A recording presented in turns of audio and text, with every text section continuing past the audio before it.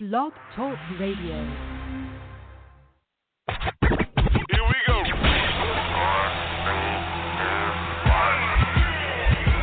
Blast off. This is True Capitalist Radio. True Capitalist Radio. I am your host, the man they call Ghost. The badass of business. Give him capitalism or give him death. That's it. Period. Broadcasting from his Skyline office studios in beautiful downtown Austin, Texas. You sound fruitier than a box of Fruit Loops, for Christ's sake. And now, he'll take it from here. Your host, the prognosticator of prognosticators, the man they call Ghost.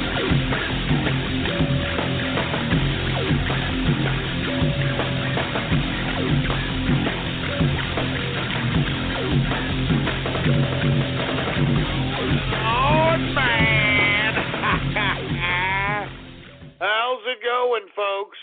And thank you for tuning in with me to another edition of the True Capitalist Radio broadcast. And I am your host, the man they call Ghost. And once again, folks, I want to thank you very much for tuning in with me. This is episode number 468. Episode number 468 for all the folks that are keeping track of the True Capitalist Radio broadcast. And before we get into anything else, I'd like for everybody to please spread it around like wildfire and let everybody know that True Capitalist Radio is in effect and in the house. And we are live every Monday through Friday, 4 p.m. Central Standard Time, right here on the official website of the True Capitalist Radio broadcast, and it is blogtalkradio.com/ghost. That's blogtalkradio.com/ghost. And of course, if you have not done so, please follow me on Twitter. The Twitter name to follow is PoliticsGhost. All one word, no underscores. PoliticsGhost is the name to follow. Anyway, folks, it is Thursday, Friday Eve, for all those folks that are waiting for the weekend. I think this is around the time of spring break, I think it is. Am I correct?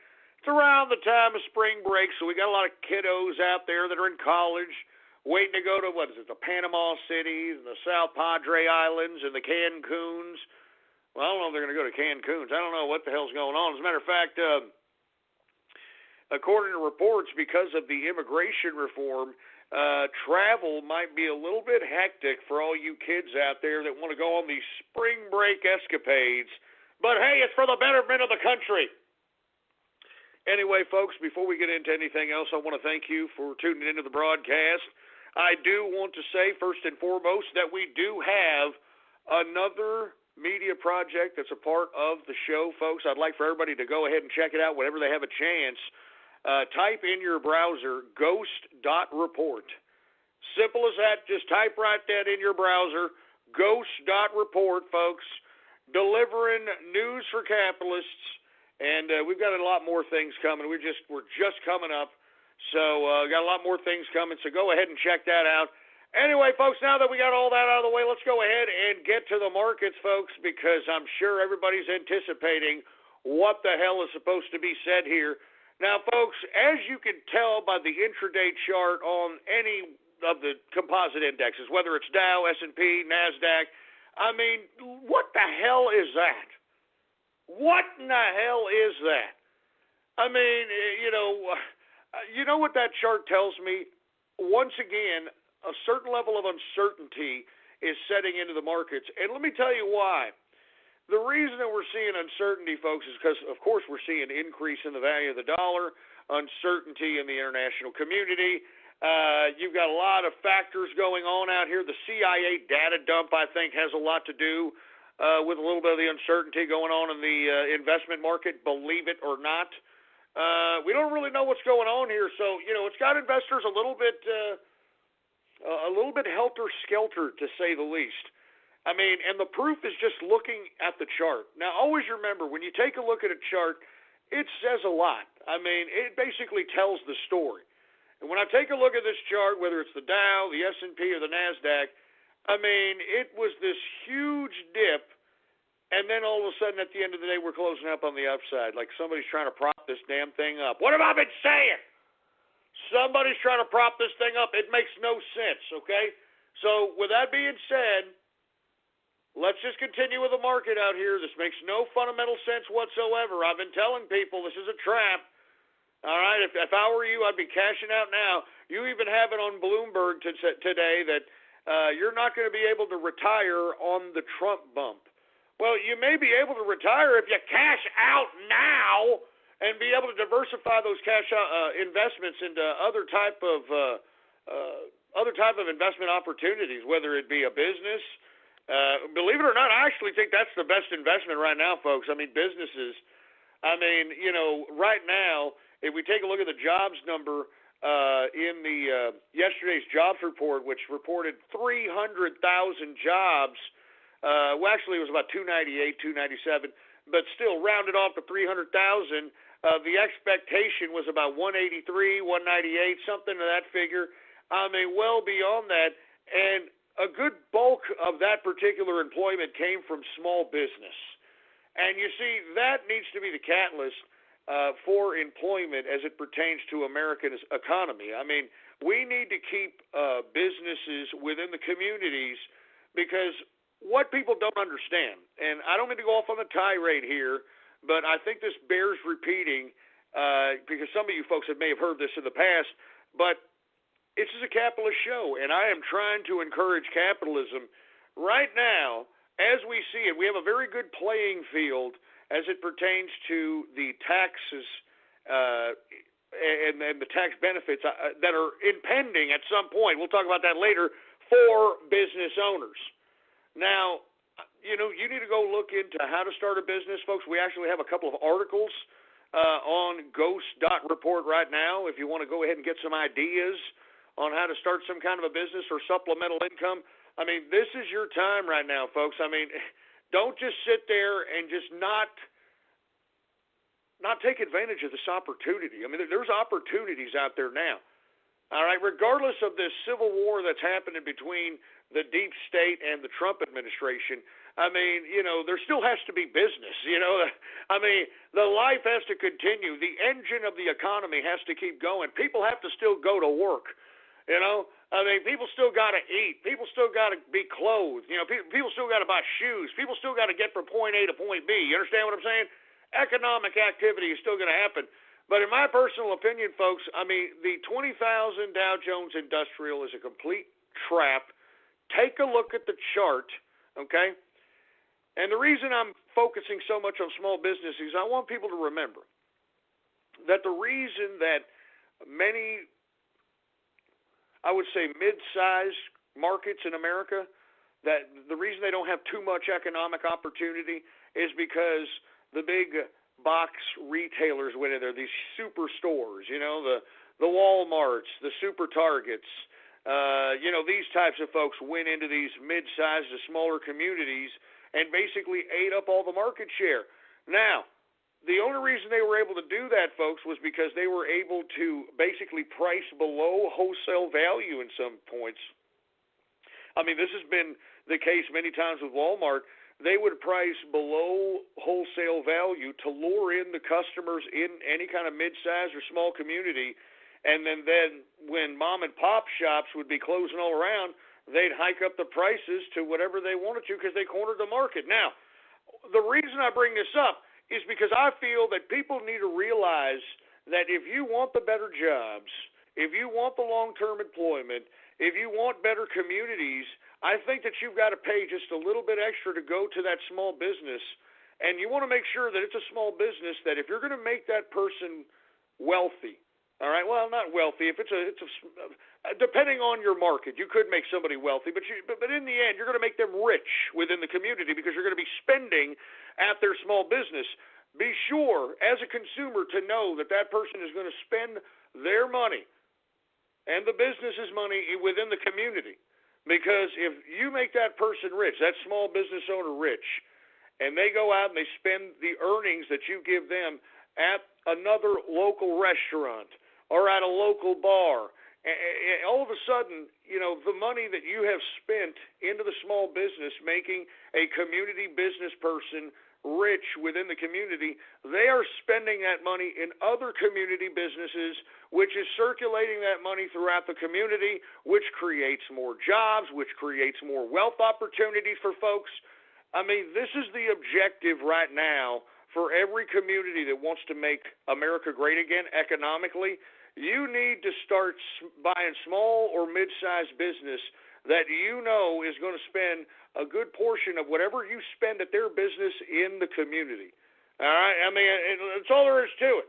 I mean, once big business like Walmart and Target start realizing that the consumer is getting smart, and the consumer realizes that, hey, wait a minute. I mean, if I go spend a little extra at mom and pop shops, not only is the money that they spend going to be in the community, folks, whoever they employ as small and mid-sized mom and pop shops within a community, they are going to be paid wages that are paid from your consumption, and the employees in turn are going to go and spend that money within the community once again.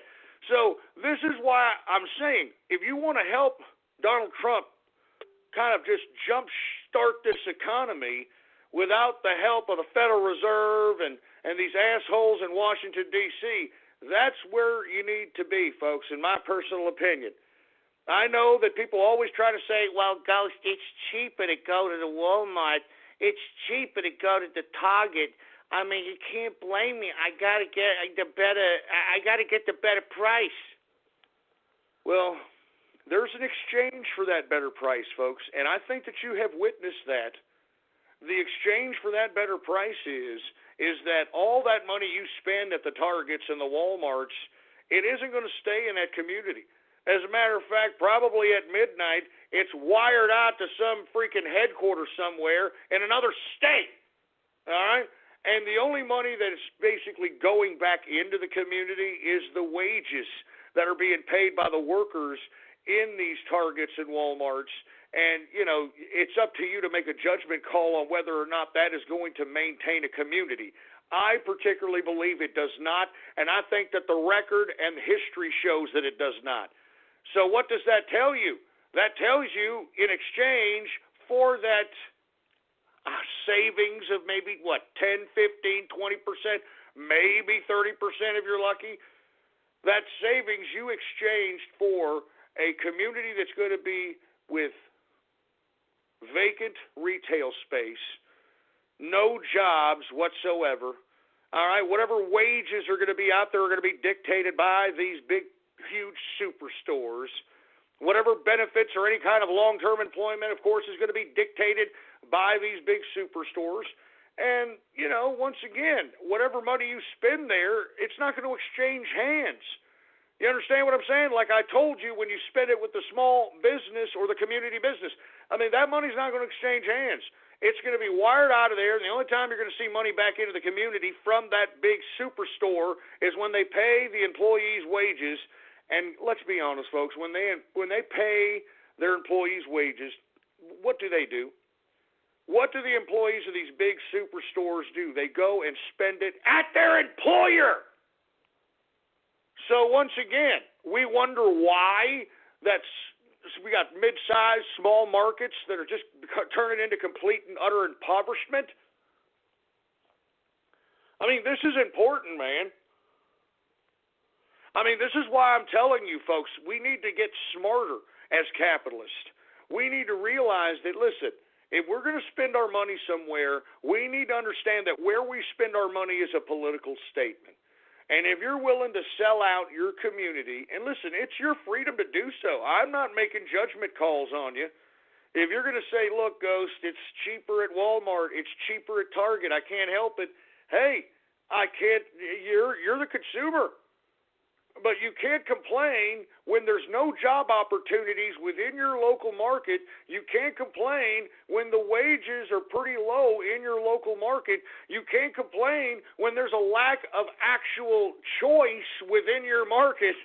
I mean, do you understand? You can't complain by that because you made the choice, because you figured, hey, I could probably save 20, 30% over here at the superstores instead of actually going and giving the money within somebody who has an establishment within the community who will in turn hopefully spend the majority of that money within the community. That's all there is to it. Anyway, folks, I didn't mean to get off on that tirade about that. I just think that people need to be reminded that capitalism is serious business. I mean, if the consumer was smart, we ourselves, by where we spend our money, could change America. Yeah. I mean, where we spend our money, we could change America. We could make our communities better. And I'm not trying to sound like a liberal here, but because, look, either way, I'm a capitalist, and I am such an unadulterated capitalist, I can maintain in whatever environment necessary. I mean, I think my life has proven that as far as I'm concerned. To me, I don't care about if anybody else cares. I mean, I'm still alive. I'm living lavish. I'm drinking scotch here. Cheers. I'm drinking scotch here. I mean, that's what's important to me. But if the consumers were smart, they could change their communities. They could make their communities better. I mean, they could go and spend their money at their local community-based businesses and be able to literally lift their own communities out of power, or out of poverty, excuse me. You want to lift them into power. You want to lift them out of poverty. And that's the way that it needs to go at this point, especially within mid-size and small markets. I encourage each and every one of you to start spending money at your local businesses, folks. I mean, that's the only way it's going to happen. You understand? That's the only way we're going to clean ourselves up. If Washington D.C. is not going to do a goddamn thing and sit on their thumbs and act like a bunch of bureaucrats, we as the consumer need to be a little smarter and realize that, hey, I've got some money in my pocket. I've got power. Yeah. I mean, do you understand that? You've got power. You got more power than a vote when you got money in your pocket. You want to know why? Because everybody wants you in their store. Everybody wants you to spend with them. I mean, you are in demand. You have the power. It is up to you to realize if you want to use it and how to use it and where to use it. So that's why I keep telling everybody right now, where you spend your money is a political statement. And if you want better jobs in your community, if you want better economic opportunity, if you want wealth-generating opportunities within your community, well, then buy local. Buy within your community, even if somebody is a very wealthy person because they were successful being in your community. As long as that person continues to give back to the community, that's what it's all about. I mean, that's what all good capitalists should do. All good capitalists should give back to the consumer, even especially if it's a whole community that has basically just given their dollars to that given entity or that person. I mean, they should give back to some capacity. You know, I mean that's what most greedy ass capitalists don't understand, is that you have to give back to the consumer so that the consumer can give back 50 or 100-fold. You know, and that's what, unfortunately, these big-time, big-box superstores have been able to understand. All they got to do is sponsor some Little League's baseball field, okay, and, you know, throw $1 million or $2 into that, and all of a sudden the big-box superstore is this savior in the eyes of the people in the community, for Christ's sake. You understand what I'm saying? So, I mean, unfortunately, even the big box superstores are beating us. And when I say us, I'm talking about the independent capitalists. All right, mid-size, small. I mean, they're beating us, and we need to beat them. And the only way to beat them is for those of us to inform the consumer that where you spend your money is a political statement. And that's all there is to it. Anyway, I didn't mean to get off on that tirade, folks. Let's just go ahead and get to the stock market. My apologies. Once again, take a look at the intraday chart, especially all of them tell the same story. Look at the Dow, look at the S&P, look at the NASDAQ. Calling the 2017 Mercedes-Benz GLA simply a compact SUV is like describing a cathedral as just 4 walls and a ceiling. The GLA is both a beautiful work of design and one of the most functional SUVs in its class, and it's available at an exceptional price. Why drive any compact SUV when you could be driving the 2017 Mercedes-Benz GLA?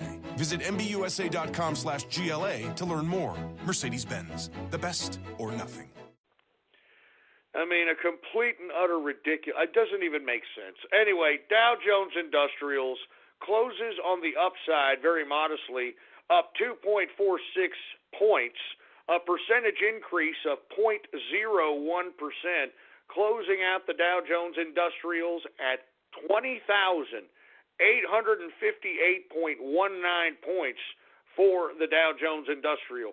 We've got the S&P also up very modestly. It is up 1.89 points, a percentage increase of 0.08%, closing out the S&P at 2,364.87 points for the S&P 500. We've got the NASDAQ. The NASDAQ also up very modestly today, folks, closing out very modestly. I mean, look at the intraday chart. It should have been on the downside, but once again, man, uncertainty setting in, and the chart says it. Once again, NASDAQ up 1.26 points, a percentage increase of 0.02%, closing out the NASDAQ at 5,838.81 points for the NASDAQ composites. Now, that NASDAQ composite, excuse me. Let's go ahead and get to the commodities, shall we, folks? Now, once again, we're continuing to see this run on the dollar, man. This run on the dollar, I don't know what's going to happen. Mnuchin, believe it or not, has actually asked Congress for a raise in the debt ceiling, believe it or not. Now, I know that goes against the conventional conservative or fiscal conservative thinking, but I think that Mnuchin is purposely doing this so that he could calm the dollar, calm that damn dollar. Because believe it or not, folks, the dollar right now is the money to go to in the international community. Everybody out there wants to be cashed out in U.S. currency, and I don't blame them. But the currency is getting too valuable that no one's going to want to spend it. You understand?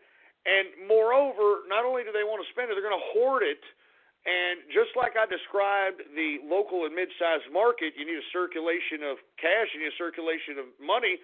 The same goes for the macro aspect of the national community. I mean, we need money exchanging hands all over America so that we can make America great again. And it's going to be very hard to do so when you've got money literally raising in value. You're literally making money holding money now. I mean, I'm serious. You're literally making money holding money right now. And didn't I say that cash was going to be king, folks? Didn't I? I said it. I said it. The prognosticator, a prognosticator strikes again and strikes again and again and again. But on that note, folks, we would see commodities taking it on the teeth once again because of the rise, and it's exactly what we see. Now, let's go ahead and get to energy. What have I told you about oil? Folks, oil, at least WTI, has closed below $50. I mean, what did I tell you? What did I tell you? I'm not touching this with a 10-foot pole. Didn't I say that? I'm not touching this with a 10-foot pole. And now people in the business media are finally questioning, maybe that there's just too many producers in the world market, dude? Maybe? I don't know. That's what I've been saying, you dumb idiots. That's what I'm saying, folks. If you listen to this broadcast for the first hour, you know more than these idiots on Wall Street. You know more than the assholes that are supposed to be running this whole financial industry. I'm not even joking around. If you listen to this first hour, you know exactly what to do. You are literally the man or the woman. So let's continue going here. WTI, folks. What did I tell you about energy? Don't touch it with a 10-foot pole. I said it. WTI down today, 66 cents. A percentage decrease of 1.31%, closing out WTI at $49.62 per barrel of WTI sweet crude. Brent crude also down today, folks, 59 cents. A percentage decrease of 1.11%, closing out Brent crude at $52.52 per barrel of Brent crude oil. What did I tell you, man? Too many producers on the world market. I wouldn't touch oil with a 10-foot pole. I've been saying it and saying it and saying it. I've been saying it. Anyway, let's get to gasoline. Gasoline is also down, folks. 1.60% decrease on the day for gasoline. The feast or famine commodity, natural gas, it is up 2.93% increase on the day. So if you would have been making some kind of a natural gas play on the short term here for the past couple of days, you'd be up at least 6% plus on your money right now. I wonder if this trend is going to continue on natural gas. We've got heating oil, folks, down 1.36% decrease on the day for heating oil. Good God. Let's go ahead and get to the metals, shall we? The metals! Let's get to the goddamn metals. Now, once again, we're seeing increases in the dollar, so that should be reflected in the metals, right? And it looks like it from the big board from where I'm standing. So let's go ahead and get to the metals. Right now, gold is down, folks, $8.50, a percentage decrease of 0.70%, closing out gold at, get this, $1,290 per troy ounce of gold. I mean, we're headed down a little bit, headed down just a tad little bit. But what I'm thinking is Mnuchin, wanting to raise the debt limit, is going to try to spook the currency market to a certain capacity so you can bring down the value of the dollar. And that's what I think Mnuchin is trying to do with the request to raise the debt limit to Congress. All right, now I think that's going to be one tool. I think he's going to try to do a couple of other things because he has no favors from the Federal Reserve, that's for sure. I mean, I personally believe the Federal Reserve is going to raise interest rate beyond a quarter point on March 15th. I would be shocked if they don't. I'd be shocked if they just give the market a little love tap with a damn another quarter point interest rate hike. But I think it's going to be higher than that, and it's going to definitely cause some waves in every market that we go over on this broadcast. So with that being said, gold I still think is a safety play, and that's why I'm holding on to gold and cash, baby. Gold and cash, gold and cash. Anyway, let's get to silver, shall we? Silver is down also today, folks, 32 cents, a percentage decrease of 1.84% decrease on the day. Good God! Closing out silver at $16.98 per troy ounce of silver. I'm telling you, I mean, you know, everybody's spooked out of this market. It's a helter-skelter situation. You could sense the uncertainty. Got to calm this dollar down, folks. We got to calm this dollar down. See what else we got going on. We got copper down today, 0.88%. Platinum is up 0.03% increase on the day for platinum. Let's go ahead and get to agriculture. Once again, we see an increase in the dollar, so that should suggest to us that we should see mostly red in the commodities market. So let's go give it the rundown. Let's see what we see. We've got grains right now. Let's get to corn. Corn down 1.41%. Wheat down 0.67%. Oats down 1.33%. Rough rice is up, interestingly. Rough rice is up 0.67%. We've got soybean down 1.05%. We've got soybean oil down We've got soybean oil down 1.28%. Good God. Soybean oil, that is. Soybean oil, 1.28%. And canola down 0.13%. Now, once again, folks, the reason I break down these commodities, whether you invest in these or not, I mean, just keeping up with them will give you an idea on what you should see in the supermarket as it pertains to whatever the price of groceries are. You know, I mean, this is the way it is. This is why I always try to keep up with the commodities, and it's always in line with what I see at the supermarket. That's why they call it a supermarket. You understand that, folks? It's a market. All right, when you go to the supermarket, I mean, those goods fluctuate in price all the time. It's a market. That's what markets are. It just fluctuates. Anyway, let's get to the soft, shall we? Once again, we saw in agriculture index that a lot of red, a lot of blood because of the increase in the dollar. Let's check out the softs index and see if we see the same. We got cocoa down today, 0.73% decrease on the day. We've got coffee down 0.92%. And let me tell you something. I'm going to take this time one more again to say, boycott Starbucks. Boycott Starbucks. And let me tell you, the boycott is working, folks. It's hitting their bottom line. And listen, we got to hit these corporations right where it hurts when they sit here and try to become political. All right? I mean, especially when it's against the president. All right? I mean, here you have Starbucks going against the executive order signed by President Trump on immigration reform, defying the president by suggesting that they are going to hire 10,000 illegal immigrants just to defy the president. That's just great. Yeah. Boycott Starbucks, all right, folks?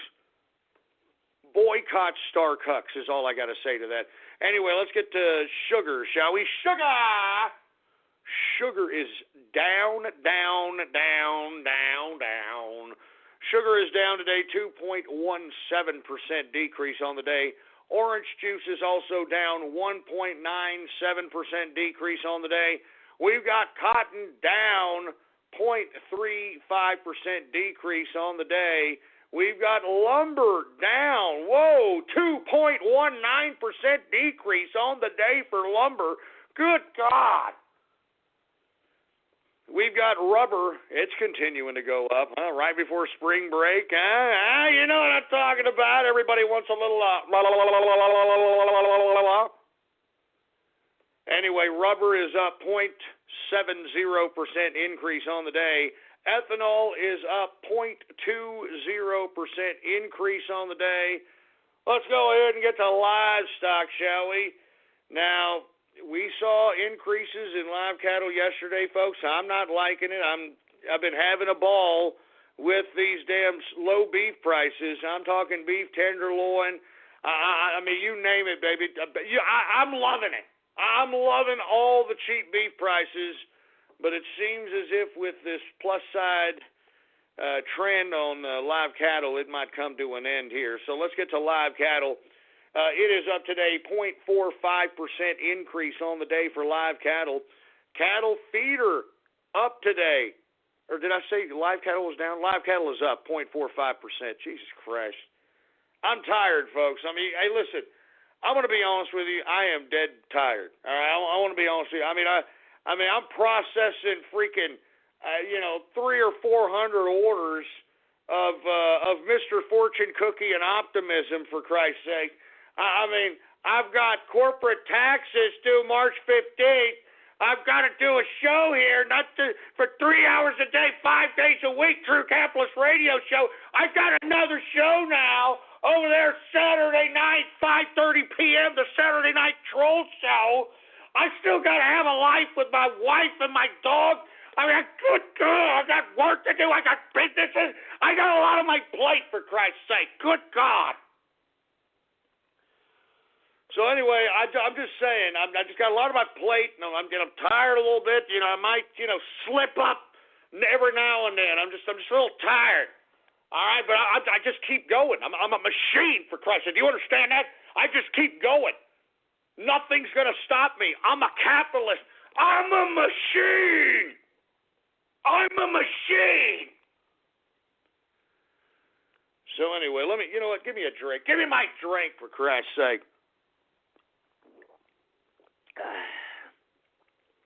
Nothing like Grandpa's old cough medicine to just kind of mellow things out, all right? Of course, consume such spirits if you're over the age of 21, or I think Britain, right? And in Britain, you got to be 18. You can go drink up a storm. I think in Ireland, you got to be, 16, 15 or something? Oh, wait a minute. Ireland, I think. Never mind. Anyway, let's get to live cattle. Once again, 0.45% increase. We've got cattle feeder up 1.51%. We've got lean hog down today, folks. Finally started to see some decreases in lean hog, down 0.51%. And before we get into anything else, here in the next week, we're going to start covering a whole plethora of different cryptocurrencies as it pertains to their prices, because what did I say? I said that cryptocurrencies were going to be all of a sudden a valuable alternative, because we've got countries trying to outlaw cash. We had India do it, Venezuela do it, Taiwan's talking about doing it, or is currently in the process of doing it. The EU wants to do it. So what's the viable alternative when you don't have tangible cash? Cryptocurrencies, baby. Cryptocurrencies. And I think there's going to be a whole plethora of them. There's already been plenty of them that have come and gone. All right? But here we have, we've got Bitcoin right now, of course, because it was the first on the scene. It's been around for since about late 2012, early 2013. And it is 2017, folks, and the current price, it is above gold right now, $1,207.26 per Bitcoin, and that price is fluctuating nicely. Like I said, folks, I mean, if you want to day trade something, I'm thinking day trade Bitcoin, and, you know, these fluctuations, you could get some capital, you could get some liquid. I'm not even joking around out here. I mean, we were just talking about Bitcoin yesterday. It was at about 1,100 and change. Today, it's at 1,207. Look, I'm going to go ahead and get an update. It's still at 1,207. I mean, this is what I'm talking about here, folks. I mean, if you are looking for some liquidity possibilities and you don't have the $20,000 or $25,000 necessary to be able to partake in pattern or day trading in the equities market, I would strongly advise people to just entertain trading some of these goddamn cryptocurrencies, man. A lot of fluctuation going on out here. A lot of fluctuation. So anyway, folks, once again, we are at $1,207.26 per Bitcoin, and that, my friends, is the markets for your ass, all right? Anyway, folks, I want to thank everybody for tuning in with me. As I stated before going into the markets, I am really, really concerned that people don't understand that when you have money in your pocket, you have the power to make your community. You have the power to make somebody a wealthy person. You have the power to break somebody as well by not spending your money at that establishment. You've got the power. You want better jobs? You want jobs with more longevity? You got to put your money where your mouth is. You understand? I mean, you want things happen. You have to pay for them. I mean, if we're going to sit here and wait for Washington, D.C., I mean, we ain't going to be waiting. We're going to be waiting for a long damn time. All right? We're going to be waiting for a long goddamn time. So that's why I'm encouraging everybody, where you spend your money is a political statement. And that's all there is to it, okay, folks? I mean, seriously, we got to get out of this mentality that, let me go over here to Superstore over here because they've got the cheap goods. Well, you know, you're going to get cheap goods, you're going to get cheap labor, you're going to get cheap benefits, you're going to get cheap employment opportunities. I mean, that's all there is to it. That's all there is to it.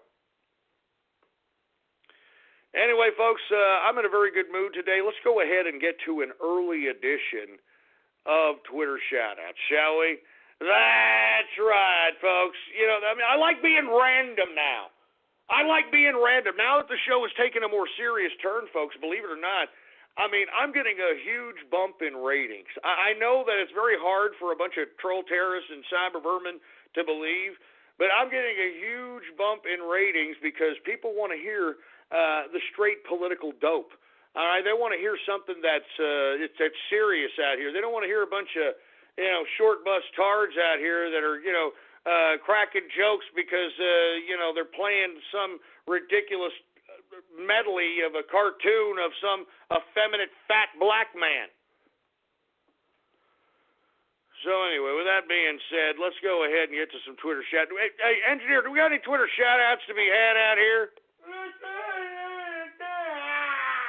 All right. Well, for you folks that are just tuning in and don't know, if you want a Twitter shout-out, all you got to do right now is go to my Twitter account right now, and the Twitter account is PoliticsGhost, all one word, no underscores, PoliticsGhost, and retweet the first tweet on my Twitter account, and the tweet to retweet is True Capitalist Radio Live.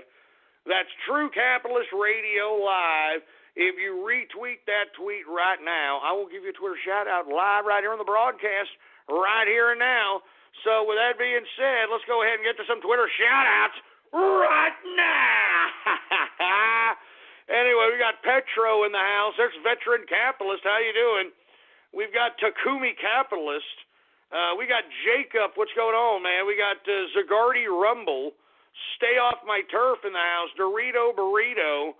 We got Disco Waffle in the place. The Ghost Pill, whatever that means. The Ghost. We got Ghostendo Switch, whatever the hell that's supposed to mean. Yeah, that's great. We got Dr. Bristle in the place. We got the Brony Network. We've got the Jutonic Fag. Come on, man. We've got Captain Cock. I mean, wait a minute. Wait a minute. I thought I would have Twitter shout-outs earlier, and it would be a little less obnoxious and a little less troll terrorist and cyber vermin than what I'm getting here right now. I really don't appreciate what's going on here. I don't appreciate what's going on here. Anyway, we got the Smiler in the house. What's going on? We got Crusades for Arabia. What is it? We got Juice Suck. Oh man! Oh, come on! What are you doing? You son of a bitch! I didn't mean to say that. Look, somebody put the name Juice, like orange juice, and then the word suck. All right? And that's you son of a bitch! Damn it!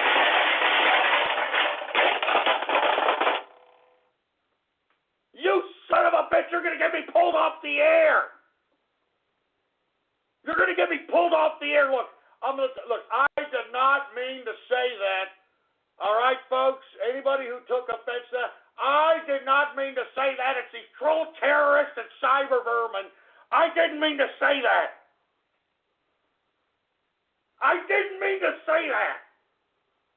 Jesus Christ. Give me the mic. Give me the mic. I didn't mean to say that, man. Oy vey! Shut it down! Oy vey! Good God. I can't believe you guys. Anyway, we got Jiggly Ribs. What's going on at Jiggly Ribs? Who else do we have here? If you want a Twitter shout-out, all you have to do is retweet the first tweet on my Twitter account. And the tweet to retweet is True Capitalist Radio Live. I really don't like what's going on here. I don't like what's going on here. Templeton's Gas up 39%. I mean, you guys are sick bastards. You know that? You guys are really sick bastards. We've got Remington. We've got Yellow Smile of Texas. Look, shut up, man. Listen. Do not disrespect my state again unless you're going to get your ass over here and walk the streets of Texas and talk garbage out loud about Texas and see what happens to you, boy. I guarantee you your ass won't do it, all right, boy? I guarantee it. Anyway, we've got Supa in the house. What's going on to Supa? We got General Capitalist. We've got Allah Akbar fight. Oh, my God, you idiots are stupid. I'm telling you, this is the internet, folks. If you're listening to this, these are actual internet names, and this is not a joke. You can find these people on Twitter. It's ridiculous. Look at this, Allah Ghost Bar. I mean, wait a minute. Are y'all insinuating something because, the Arabian Prince happens to be a member of the inner circle. Like, look, how was I supposed to know that Arabian Prince was going to be a part of the inner circle and be worth billions of dollars? How was I supposed to know? Jesus Christ. How was I supposed to know? Oh, my God. We've got, Jesus Christ, man. Artron Havoc in the house. I want to say what's going on to Distillin. I know that he's having a flu going on right now. I hope you get better, pal. Oh, my God. There's nothing worse than the damn flu. I'm telling you that right now. There is nothing damn worse than getting the damn flu. You know, I actually had the flu during the New Year's Eve of the year 2000, believe it or not. I mean, I want to go out, I want to go party out here, you know, have a good time. It's the year 2000, right? The year 2000. It's the year 2000, and I'm stuck at home with a flu. I'm watching Peter Jennings. Y'all remember that year, Peter Jennings? You know, he entered in every damn New Year's from New Zealand until the end of the earth. I mean, good guy. The guy was up about 24 plus hours. I mean, I was up with him, for Christ's sake, with the flu. Thought I was going to die, man. I sincerely did. I thought I was going to die, for Christ's sake. Anyway, we've got the Green Leader in the house. What's going on to the Green Leader? We've got, I'm not going to say that. All right, I'm not saying that. I'm not saying these dumbass names. I can see these Jew names. And look, I didn't mean to say, just forget it, man. We got Sergeant Yoda in the house. We've got Norwegian Capitalist in the place. Ghost of Brony confirmed. No, shut that crap up your ass. What are you talking about? Ghost Brony confirmed. You're freaking wet, stupid horse-humping dreams, you dumbasses. What are you talking about? What the hell are you talking? You wish. All right, you bronies and your clopping freak show fantasies wish. All right, you wish. And you know, I noticed that all you bronies now are now calling yourself agent now, and you're putting like glasses over yourself, and I'm on your avatar. I'm looking at this, huh? You think it's a big joke that the CIA is, you know what? You know, they have weaponized autism, haven't they? The CIA has weaponized autism. They've weaponized autism. I mean, I'm sitting over here telling the bronies that they could be just completely under a CIA psyop with the utilization of psychotronic technology mixed with neuro-linguistic hypnosis. And here they are. Look at these people. Look at them. They're like, my name is Agent Twilly Atkins. Agent Atkins reporting for duty. I mean, are you kidding me, you bronies? You're under a CIA psyop, for Christ's sake. And, oh, yeah, did y'all see that tweet? Remember yesterday we found the server Big Bronies in the code of some of these cyber weapons? Huh? Yeah, oh, yeah. I mean, that seems to be some big data dumping site. BigBronies.com. Well, if you go to BigBronies.com, it redirects you to a website ran by none other than Evan McMullen. All right? This was the CIA operative that attempted to run against Trump, all right, and for whatever reason continues to meddle in to the political system. Evan McMullen, Scott, whatever the hell his stupid name. I don't really care what his name is. He's a freak show. I mean, this goes to show you that this freaking McMullen, this Evan McMullen guy, is a brony. I'm telling you, you bronies are being psyoped, you stupid horse humpers. You're being psyoped, for Christ's sake. Sitting over here trying to, make it a big joke, right? Making a big joke over here. This is Agent Pony Ass over here. All right, Agent Pony Ass with the CIA. Look, I'm not joking around. I mean, the CIA, we were finding out that these damn agents out here are, not only affiliated with bronyism, anime, tohu, we've got them connected to freaking role-playing chat board. Just good God. The cyber division of the CIA is a bunch of fat, disgusting, weaponized autism. Are you kidding me? Oh, my God. You know what, CIA? You should be ashamed of yourself, all right? Seriously, you should be ashamed of yourself. I'm not even look at I'm not even going to retweet that. I'm not giving you bronies think it's a big joke. I'm telling you, y'all are being psyop, and you know what? They have weaponized autism, the CIA. They have weaponized autism. It's official. It's official.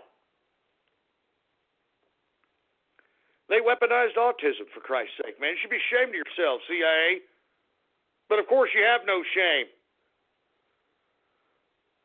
Oh, God, you'll kill your own freaking people, for Christ's sake. You kill your own mother if the agency told you to, for Christ's sake. Good God. Anyway, we got man flu for ghost. That's real funny, you idiot, all right? Just shut up. Dirk Pitt in the house. Hans Guvensmith. We've got Turbo Turkey Puncher. What the hell does that mean? King Donkey Punch. What is this crap? Ghost Arab Springsteen. Oh, Jesus. What, now I'm an Arab Jew now? Is that it? I'm an Arab Jew, huh? I'm an Arab Jew now? Jesus Christ. We got Chris Hyde in the house. Taco Capitalist in the place. We got Ann and the Wizard. What's going on? We've got, I'm not saying these disgusting names. Troll War 4 Profiteer. What the hell is that supposed to mean, you son of a... What the hell is that supposed to mean? Screw you! Screw you! What the hell is that supposed to mean? What the hell is that supposed to mean? Look, I didn't tell you tards to go into some kind of damn troll war. I didn't tell you guys to follow some freaking furry fox with AIDS to go into some type of stupid weaponized autism. I didn't tell you to do that. Don't come at me like that again, or I'm beating the crap out of each and every one of you, you son of a bitch. Give me the mic. Don't come at me like that again. Jesus Christ. You've got a lot of nerve, you scumbags, all right? You've got a lot of damn nerves. Jesus Christ. What's going on to Strictly Diesel? AL the Game Freak in the house. What's going on? Who else do we have here? Let's just keep it going here. Look, I'm only going to take a couple more. And then we're moving on here, all right? This is getting really ridiculous. You people are starting to piss me off here. You're making me say things I don't want to say, and I don't appreciate it, man. I'm giving you 3 hours of my life, 5 days a week. And not to mention the Saturday Night Troll Show on Saturday night, 5:30 p.m. Central Standard Time. I am the hardest working man on the internet today. I'm the hardest working man on radio, on internet, in content creation, in live show generation today. Jesus Christ. Anyway, we got OG Toru in the house. What's going on, OG Toru? Who else do we have here? We've got Rur in the house. Here's Agent Ponyass. How long did that take? Yeah, how long did that take, for Christ's sake? Inner Circle Harem. Son of a bitch. Asshole.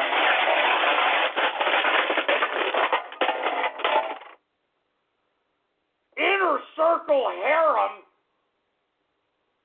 What the hell are you talking about?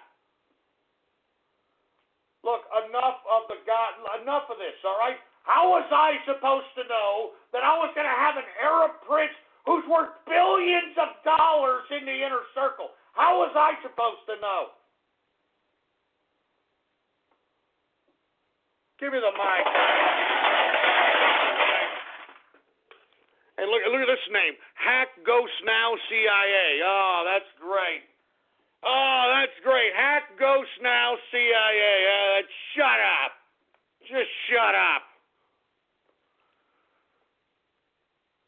Oh, my God. You guys are pissing me off. You're pissing me off. You're pissing me off. You're pissing me off. You're pissing me off. We've got 10-cent capitalists. What's going on to 10-cent capitalists? You guys are pissing me off. We've got the ball sack. The ball sack? Are you kidding me? As opposed to the NASDAQ, a ball sack? Oh, jeez. Where do you idiots come up with this garbage, man? I'm saying, what's wrong with you people? What the? I ate gator tots at Pizza Hut. I ate gator tots at Pizza Hut? You sick son of a bitch!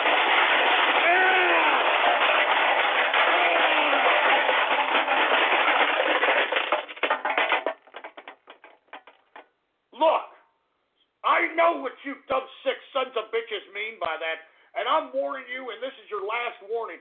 Do not kid around about that. Do you understand me? Do not kid around about that. Do you understand me? Calling the beautifully redesigned 2017 Mercedes-Benz CLA simply a four-door coupe is like describing a world-class athlete as just a good runner. With its sleek profile and powerful turbocharged engine, the CLA offers agility and design that are unmatched in its class, and it's available now at an exceptional price. Why drive any four-door coupe when you could be driving the 2017 Mercedes-Benz CLA? Visit MBUSA.com/CLA to learn more. Mercedes-Benz, the best or nothing. You sick sons of bitches. Oh, my God. Give me the mic. Give me the mic. You sons of a bitch. I mean, you know, this is what I get, folks. For you all that are listening here, this is what I get for trying to make the show a little bit interactive. You know, that's all I'm trying to do. That's all I'm trying to do. You know, I got a show here, and I'm broadcasting to 50, 60, 70,000 people live every day, and all I'm trying to do is make this show a little interactive, and this is the kind of crap that I get, for Christ's sake, man. This show is serious business, you idiots. Don't you understand that now? This show is serious business, so I appreciate if you people would appreciate it for the seriousness that it is.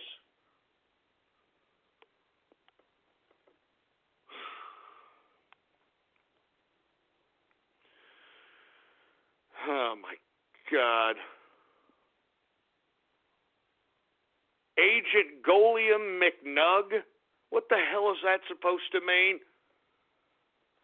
Silent capitalist, what's going on? We got Boogeyman in the house. Jesus Christ, man. The inner CIA circle. Look, don't go there, man. Do not go there. I'm not a part of the CIA. Son of a bitch.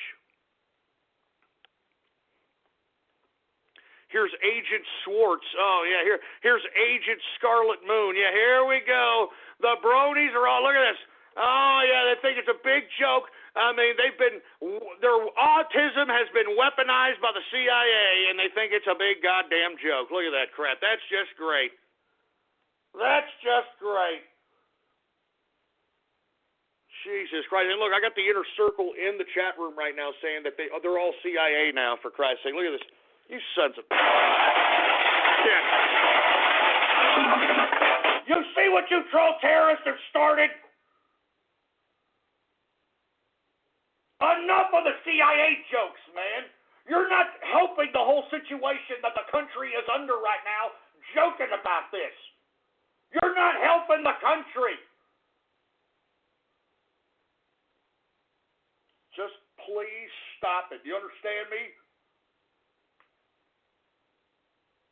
Please stop it.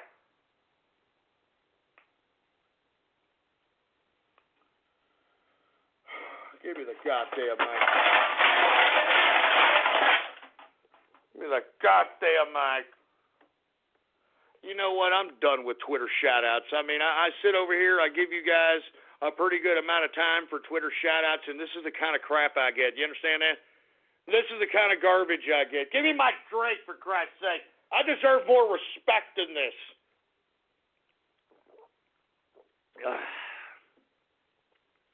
I deserve more respect than this. Do you understand that? Anyway, folks, look, my apologies here. I got to calm down. I'm just trying to make this show a little interactive here with the Twitter shout-outs, all right? I'm just saying. I'm just trying to make. I'm just saying. I'm just saying. Anyway, folks, let's continue going here. All right. I mean, where the hell was I at, engineer? For Christ's sake. Yeah, that's right. I was talking a little bit about, local economies and, how where you spend your money is a political statement and all that. But let's just go ahead and get right into it. We are now in the second hour of the True Capitalist Radio broadcast. And, of course, I am your host, the man they call Ghost. And once again, folks, I want to thank everybody for tuning in with me. Before I get started, I'd like for everybody to please spread it around like wildfire and let everybody know that True Capitalist Radio is in effect and in the house. And we are live every Monday through Friday, 4 p.m. Central Standard Time, right here on the official website of the True Capitalist Radio broadcast. It is blogtalkradio.com/ghost. That's blogtalkradio.com/ghost. And you guys have obviously got my Twitter because of the damn Twitter shout-outs that you just heard. So without any further ado, please add to your favorites or your bookmarks also the new media project inspired by the True Capitalist Radio Show. It is the Ghost.Report website, folks. All right, type in your browsers right now, Ghost.Report. All right, Ghost.Report. And when you go ahead and go there, type in your browsers, we got all kinds of new content coming up, baby. Rich, original content for capitalists, baby. For capitalists. And make sure to spread that link around like wildfire. Ghost.Report, baby. You understand what I'm talking about? Real news for real capitalists. Anyway, let's go ahead and get right into the first subject matter of the broadcast. Let's talk a little bit about Julian Assange from WikiLeaks holding an online press conference. And basically, folks, in this press conference, he lays the smacketh down on the CIA, to say the least. And what I mean by that, he basically calls out the CIA for the illegal operation that they are running as it pertains to this whole internet division that the WikiLeaks data dumps have unearthed. Now, the interesting part about the online press conference is that he gets into very explicit detail on how everything is hackable and how the CIA has pretty much made these cyber weapons, which, folks, let's be honest. I mean, cyber weapons are nothing more than pre-programmed programs that enable a user to enact a certain exploit without necessarily having to do all the command line functions necessary, basically making it very streamlined by just basically inputting an IP address and having whatever the case might be. It basically makes it a lot easier to basically go in and out of a given system, of a given operating system, of a given phone, obviously of a given TV at this point in time.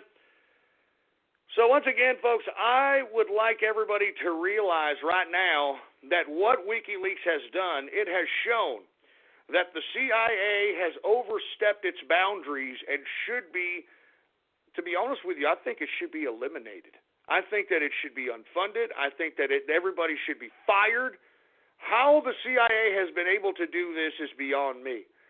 And I don't want to get into all the explicit detail in what Julian Assange said in that online press conference, but basically what he has said is that the CIA operates autonomously. You see, unlike the National Security Agency, which still has to go through FISA courts to get permission through warrants to tap in or use these types of extreme surveillance tactics to overlook a given subject, the CIA doesn't have that type of restriction. As a matter of fact, the CIA doesn't have any restriction. The only restriction that they do have is that they're not supposed to be working within the United States. It's an intelligence agency. It's supposed to be spying abroad. It should be outside the United States. This intelligence agency should not be spying on its own people. And even liberal Dennis Kucinich said, that's one of the only true liberals that are still around out here. Dennis Kucinich, he even came out and said, look, what WikiLeaks has uncovered and what they've uncovered about the CIA has basically shown us that we are already down a road towards totalitarianism. And you see, folks, this is the message that we have to get across to Joe Sixpack out here. And it's working. It's working. But don't think that the deep state and the Obama administration with their cohorts in the mainstream media are not going to come back with some sort of other narrative in an attempt to shape Joe Sixpack's minds. You understand? So we have to continue to take responsibility for those of us that are the new media. You, me, we are the new media, and we have to disseminate the information. The information that is going to contradict the mainstream media, that's going to contradict what the narrative that the Democrats or the deep state or whoever has a vested interest in deceiving the public. You've got to expose the lies. You've got to expose the contradictions, folks, and that's why I continue to tell you to do this. It's that important. It doesn't matter what kind of influence you have. If you've got some sort of social media account and you've got merely 5, 10 people or thousands of people following you, you disseminate the information. Folks, I think the big part about this whole press conference with Julian Assange from WikiLeaks is that he basically said that the CIA had lost control of all these different cyber weapons for which they have created. They lost control of them. They don't even know who has them at this point in time. And yet the CIA, according to WikiLeaks and their investigation with all the documentation that they've accumulated, they've concluded that the CIA knew about this for some time and said nothing about it. Now, with that being said, folks, let's just take a step back and analyze what the hell that means. The CIA, acting autonomously on its own, decided that it's going to create these ridiculous cyber weapons that are going to enable their hackers or anybody who has the programs. Because, folks, once again, cyber weapons are nothing but pre-programmed programs. I mean, this is like 1996, 95 all over again. I mean, do y'all remember programs like Back Orifice that was programmed by the hacker crew Cult of the Dead Cow? Do y'all remember the Sub-7 crew who programmed the Sub-7 server? Those two programs that I just mentioned, folks, were notorious Trojan horses. Now, what is a Trojan horse? Well, it is a program for which once it's executed on your computer, it gives whoever is in control of that particular backdoor or Trojan horse access to your computer whenever your computer is connected online. And back then, those Trojan horses would give you access to every single goddamn thing you can imagine. I mean, they would give you access to a camera, anything on the computer, the internal speaker. I mean, you can make somebody's internal speaker go on from inside their computer and they wouldn't know how to turn it off, and you could see them on webcam freaking out. You can open and close their disk drives. You can put up a random prompt chat as they're on the computer to scare the crowd. I mean, seriously, this is what Trojan horses did back then in the 90s. And a lot of these weapons, these cyber weapons that a lot of these hackers in the CIA have programmed, I mean, this is much like what we saw back in the 90s. I mean, come on, man. And on top of that, folks, I mean, it's gone beyond Trojan horses. I mean, these guys are not just programming Trojan horses anymore. What WikiLeaks has also uncovered is that these cyber weapons work in conjunction with the cooperation of the big companies like Google, like Microsoft, like Apple. I mean, they are working with the CIA to give backdoor access to every piece of software, every piece of hardware, every computer, every phone. I mean, this is an absolute fact, folks. This is not tinfoil hatting here. This is what has been uncovered, and this is what Julian Assange basically highlights in a very complicated detail in the various different capacities for which one can be hacked. You know what I'm saying? And to be honest with you, basically what Julian Assange is saying is because all these goddamn cyber weapons are now all distributed to who knows who.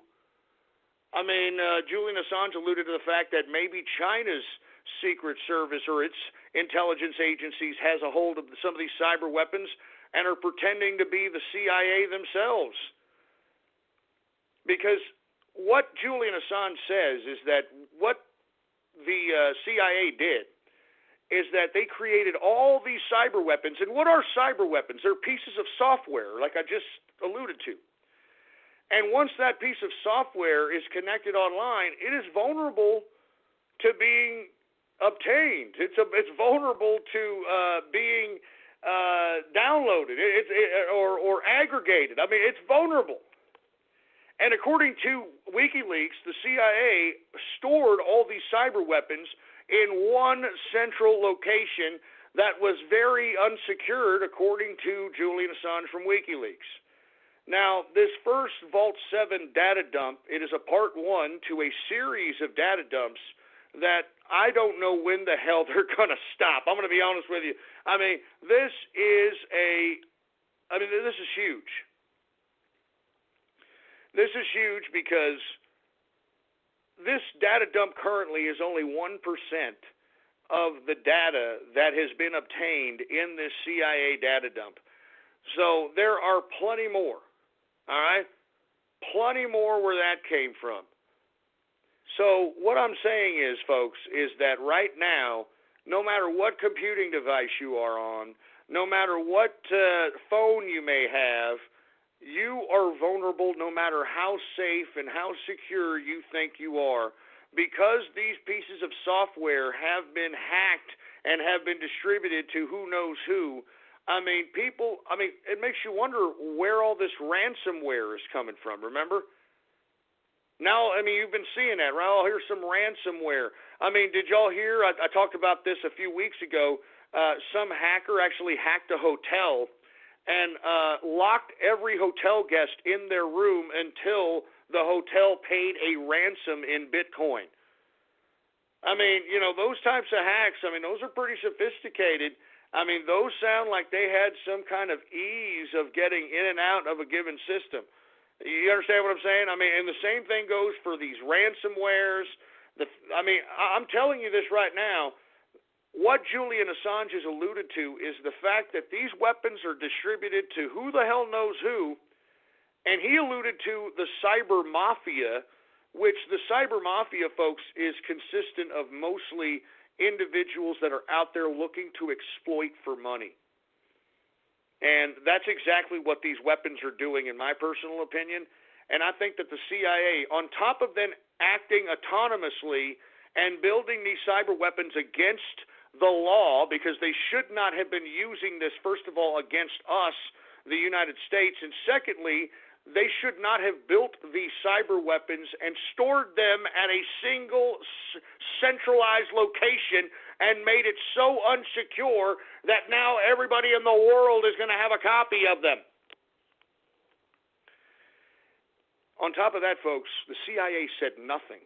They have said nothing to anybody about these cyber weapons being in circulation amongst the deep, deep web. And that leaves us all vulnerable, all of us, every single one of us. And I think that there is a lot of implications about this situation here. I mean, the CIA knew that their cyber weapons, and it says it in their documentation. I mean, the data dump proves that they had messaged each other in concern about these cyber weapons running amok all over the interwebs, and they did nothing about it. They didn't go to the government, or did they? You see, that goes into another question, folks. Did the CIA go to Obama and say, hey, look, we lost the cyber weapons here. These cyber weapons, gives whoever the hell has these pieces of software access to any computer, any software, any camera, any TV. I mean, they could even hack cars with these things, Mr. President. What do you want us to do? And what did the president do? I mean, that's a whole other implication. You see what I'm saying, folks? Because we are all at risk now. I mean, it's no wonder why we're seeing all these ransomwares, man. It's no wonder why we're seeing all these damn things. So what I'm saying is, folks, is that right now, the way the CIA looks, it looks like not only did they act as a rogue organization against the interest of the institution of the United States government by making these cyber weapons and snooping on each and every one of us, but they also literally put our national security, our financial security, our technological security, our personal security at risk by allowing these cyber weapons that they created to go be distributed in the deep, deep web. And they told nobody. They told absolutely nobody.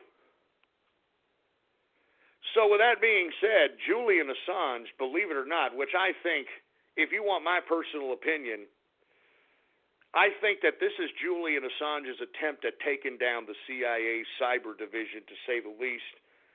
He reached out to each and every one of the tech companies, security companies, and anybody else who's interested, and said he would help the big companies like Apple, like Microsoft, like Google be able to patch up these particular back doors that they themselves allowed the CIA to go ahead and have in these pieces of software. Remember that. That's another implication also, folks. This shows that the CIA, Google, Microsoft, Apple are in cahoots. They're working together, and that within itself is illegal. That's illegal. So that's why I'm saying, folks. All right? And another thing. There is a cyber weapon, folks, that just in case you people are like, well, Ghost, I don't have anything connected online. I have a computer that's completely offline. All right, we have a LAN going on, a little local area network, and that's it. It's not connected online. We can't get hacked, dude, okay? I don't think that you understand what the hell is going on. There's something called air gap, what the hell is the technical term? Air gap hacking, in which there's a piece of software that, and this is why Julian Assange said that the Frankfurt consulate, which is the base for the Internet CIA Security Center, the reason it has to be in Europe, because there are some hacks that you have to have close proximity to, like personal access, like the ability to put in a jump drive into a computer and have it just upload some piece of software very fast and then without anybody knowing. Now, this air gap hacking, what it is that once a piece of software is loaded, this, it could be loaded via jump drive. It could be loaded in a DVD, in a piece of in a CD-ROM. It can be loaded to any capacity. It can lay dormant within the system that is offline until you either burn a CD or you send a file within the actual local area network. And what it does, it replicates itself until it finally finds itself out into a variety of different capacities. Now, I don't want to get into the technical explanation because it really doesn't matter. The point is that if you are working on technology right now, you are not safe, all right? If you've got all your files right now in some sort of digital format, you are not safe, and the CIA has put all of us at risk. They put all of us at risk, folks. They put us all at risk, our financial security, our personal security, our digital security, our identity. They put it all at risk, and this is the true story that should be on the front headlines of the mainstream media right now. The CIA lost their cyber weapons that they made illegally. Remember, they made those cyber weapons illegally. They had no freaking business building those damn things. They built them illegally.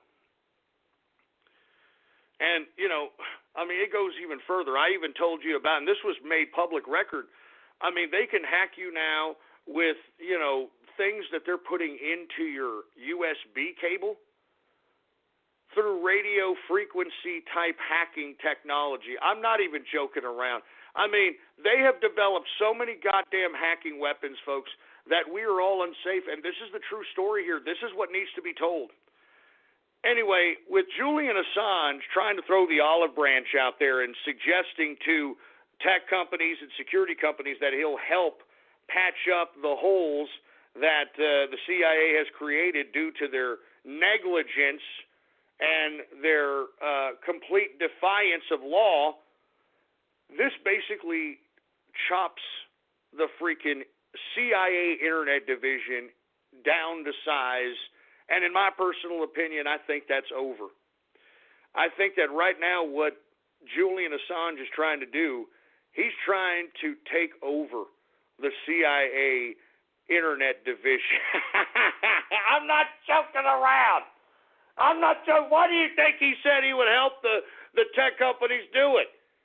All right, I'm telling you, this guy is, unbelievable. That's why I said this CIA data dump is the holy grail of data dumps at this point in time. The holy grail. Unbelievable.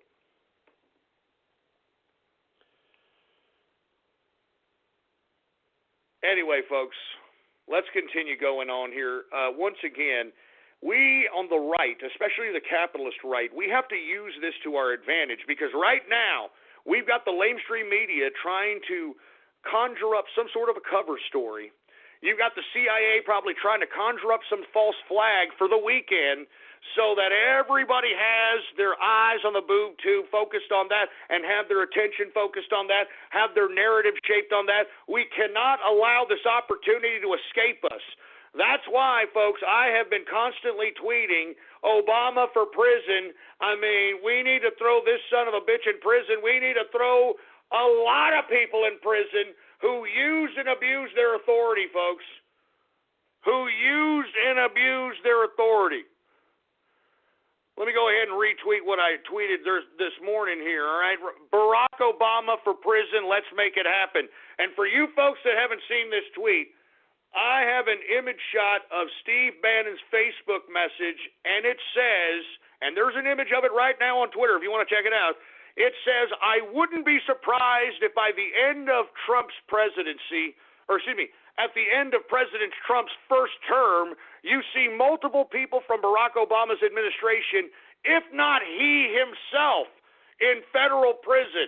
The level of corruption being uncovered right now will rock the nation. Of course, Barack Obama was a corrupt piece of trash. The problem is because he speaks very articulately and he's the affirmative action president that everybody's like, oh, we got to give him a break. That's why he's been able to get away and run amok. I mean, let's be honest. That's why he's been able to get away and run amok. He's been able to do so because he's the affirmative action president, folks. I mean, he's the guy that, can continuously mess up because he supposedly is supposed to represent black America. When, folks, let's look at the facts. During his tenure as presidency, he has done more to throw black people backwards 50 or 60 years politically, socially, and economically than anyone could have ever imagined. So right now, we have to make sure that this story, this CIA data dump that basically proves that not only was Barack Obama, because this happened under Barack Obama's tenure, folks, the buck stops with him. I mean, I'm pretty sure he's going to sit over here and say he didn't know. He's going to do the bureaucratic thing. I didn't know. I didn't know anything. I didn't have bull crap. I guarantee you the CIA went up to him and had to tell him about the damn cyber weapons going missing and are now being distributed in the deep, deep web. The CIA had to tell Obama, and you know what? Obama probably told him to not say anything about it, in my opinion. Because he's the president, man. So that's why I'm saying the buck stops with Obama, and we have to get the message out there to Joe Sixpack. So what I'm doing here, folks, what I'm going to do here is what I did during the 2016 campaign to get Donald Trump elected president. And the reason I'm doing this, folks, is because the CIA has a meme division, folks. That is what has been unearthed in the CIA data dumps. The CIA has a meme division, and they actually have a hierarchy within this meme division. Because memes are a science. They are effective. They work. They penetrate the psyche. They utilize different forms of writing and visualization and interpretation. I mean, they imprint the perspective. I mean, the CIA had a meme division. So what I'm going to do right now, it's time to start drafting meme soldiers right now. That's right. We are drafting meme war soldiers as we speak, folks, because we have to make sure that we win the message. We have to make sure that we create the dankest of dankest memes to penetrate the psyche of each and every person that happens to grace that meme in their face. All the veterans of the meme wars of 2016, I'm calling on you. It is time to start dusting off those keyboards, folks.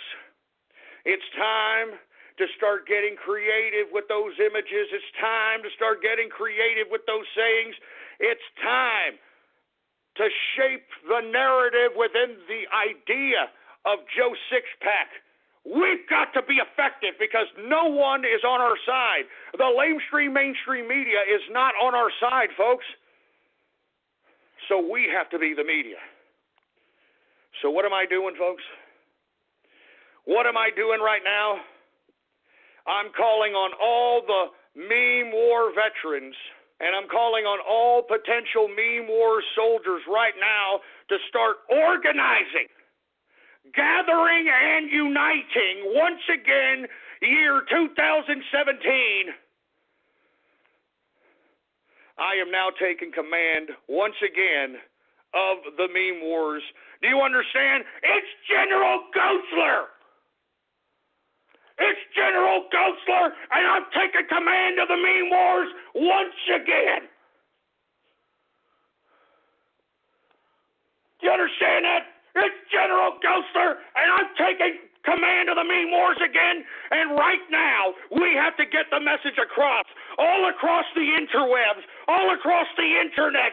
We got to get the message that Obama was hacking Joe Sixpack's family.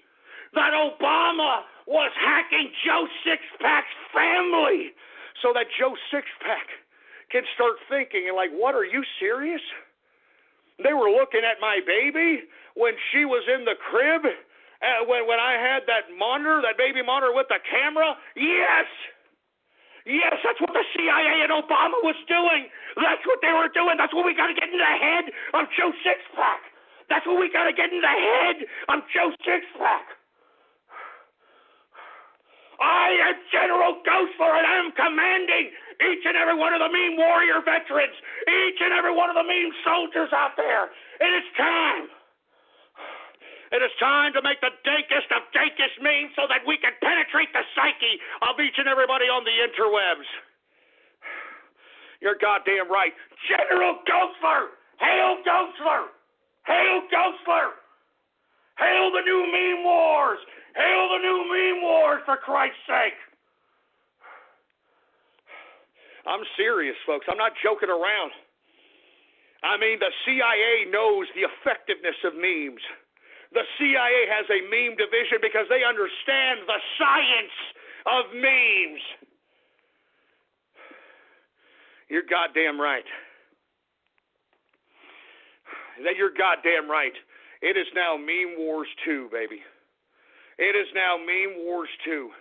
If the CIA wants to sit here and have their own meme command center, if they want to go out there and think that they can kind of psyop people through the internet, by God, they haven't been around these internets. They haven't been around our internets. I'll tell you that right goddamn now. I have taken command of the Meme Wars once again, folks. This is Meme Wars 2 2017. We are taking it right to the deep state. We are taking it right to Obama. And let me tell you something, folks. We memed a president into the White House. Once again, let me remind you that one mo again, we memed a president into the White House. Now it's time to meme an ex-president into prison. That's right. Now it's time to meme an ex-president, President Obama, that stupid, treasonous bastard. It's time to meme that son of a bitch right into Leavenworth, or worse.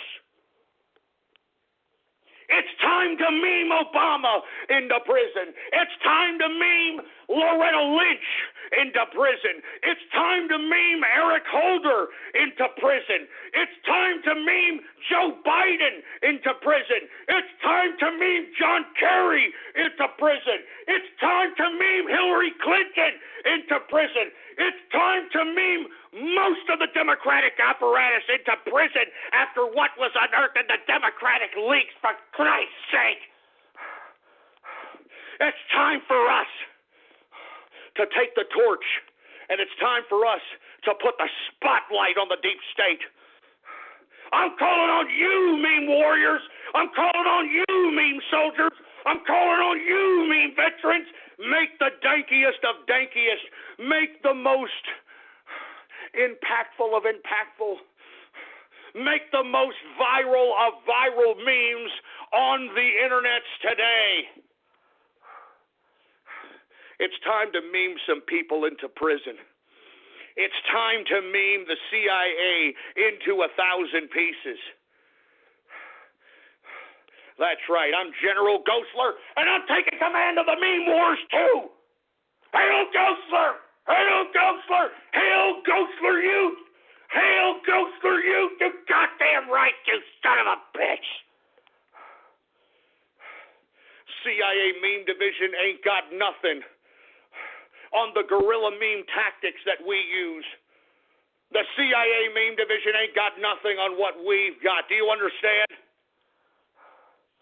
It's time to do it. It's time to get political with these memes. Do you understand me? It's time to start spreading political messages with these memes, for Christ's sake. And all you've got to do is make them. All you've got to do is create them. And when you see your meme being spread all over the internet, you know that you had an impact. You know that you are a meme soldier. You can say that, yeah, I did that. I influenced some people through my dank-ass memes.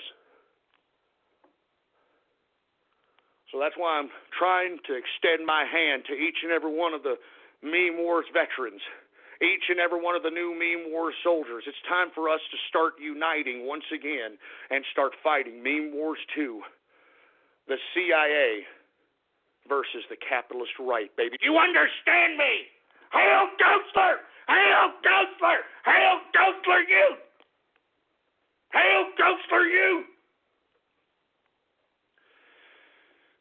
And I'm serious as a heart attack when I say that, folks. We need to take control of the narrative that this damn lamestream media is trying to shape in the minds of Joe Sixpack. We have to do it. You, me, we have to do it, and we have the power to do it. Look at what we did to the presidency. We memed a president into the White House. Do you understand me? I mean, do you not remember that everything was against the Trump train? Everything was against our side. The polls said that we didn't have a chance.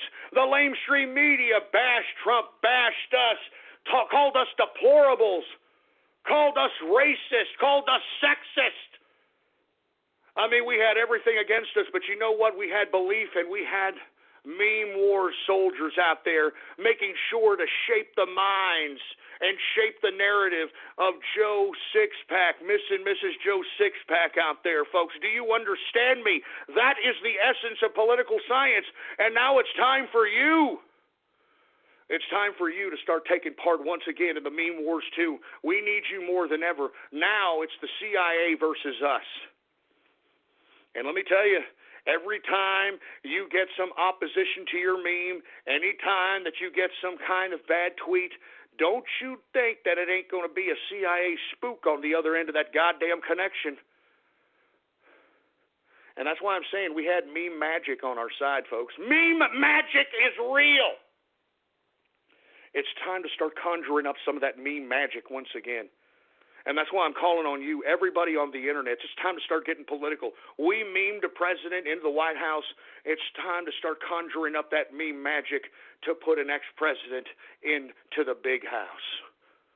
And I'm talking about Barack Obama and a lot of his goddamn administration. Anyway, folks, my apologies on going off keister out there, but I sincerely hope that you are listening, and I hope that you heed my call. Because Ghostler is back. Hail Ghostler! I'm back! And it's time for the Meme Wars 2. Anyway, once again, folks, Julian Assange from WikiLeaks holds an online press conference in which he basically calls out the CIA and basically tells how exactly they have run amok, how they have gone rogue, how they have undermined the Constitution, how they are doing illegal activities by creating these cyber weapons, and as a result of creating these cyber weapons, they lost them. They lost them, and not only did they lose them, they didn't tell anybody. They didn't tell Microsoft. They didn't tell Google. They didn't tell Apple. They had to have told President Obama, though, right? They had to have told President Obama, and President Obama would have had to have given the call on whether or not to say something about it or don't say anything about it. That's the very serious implication here, folks, and that's what we need to get across as the message. The message in the Meme Wars: Obama spied on your family. I mean, it's as simple as that. We need to get that message in the head of everybody. Obama is a spy. Remember, used to say the engineer was a spy back in the day. Y'all remember that engineer? They used to say the engineer is a spy. Hey, Barack Obama is a spy. And he spies on your family. That's the message. That's the message that we have to get across in this Meme Wars. Anyway, folks, let's continue on. Thank you very much for tuning in with me on this Thursday edition of the True Capitalist Radio broadcast. Let's move on, shall we? But once again, please heed the call. If you are a meme soldier, I am please take my hand, and it's time to fight the digital war of 2017. We won the battle in 2016, folks.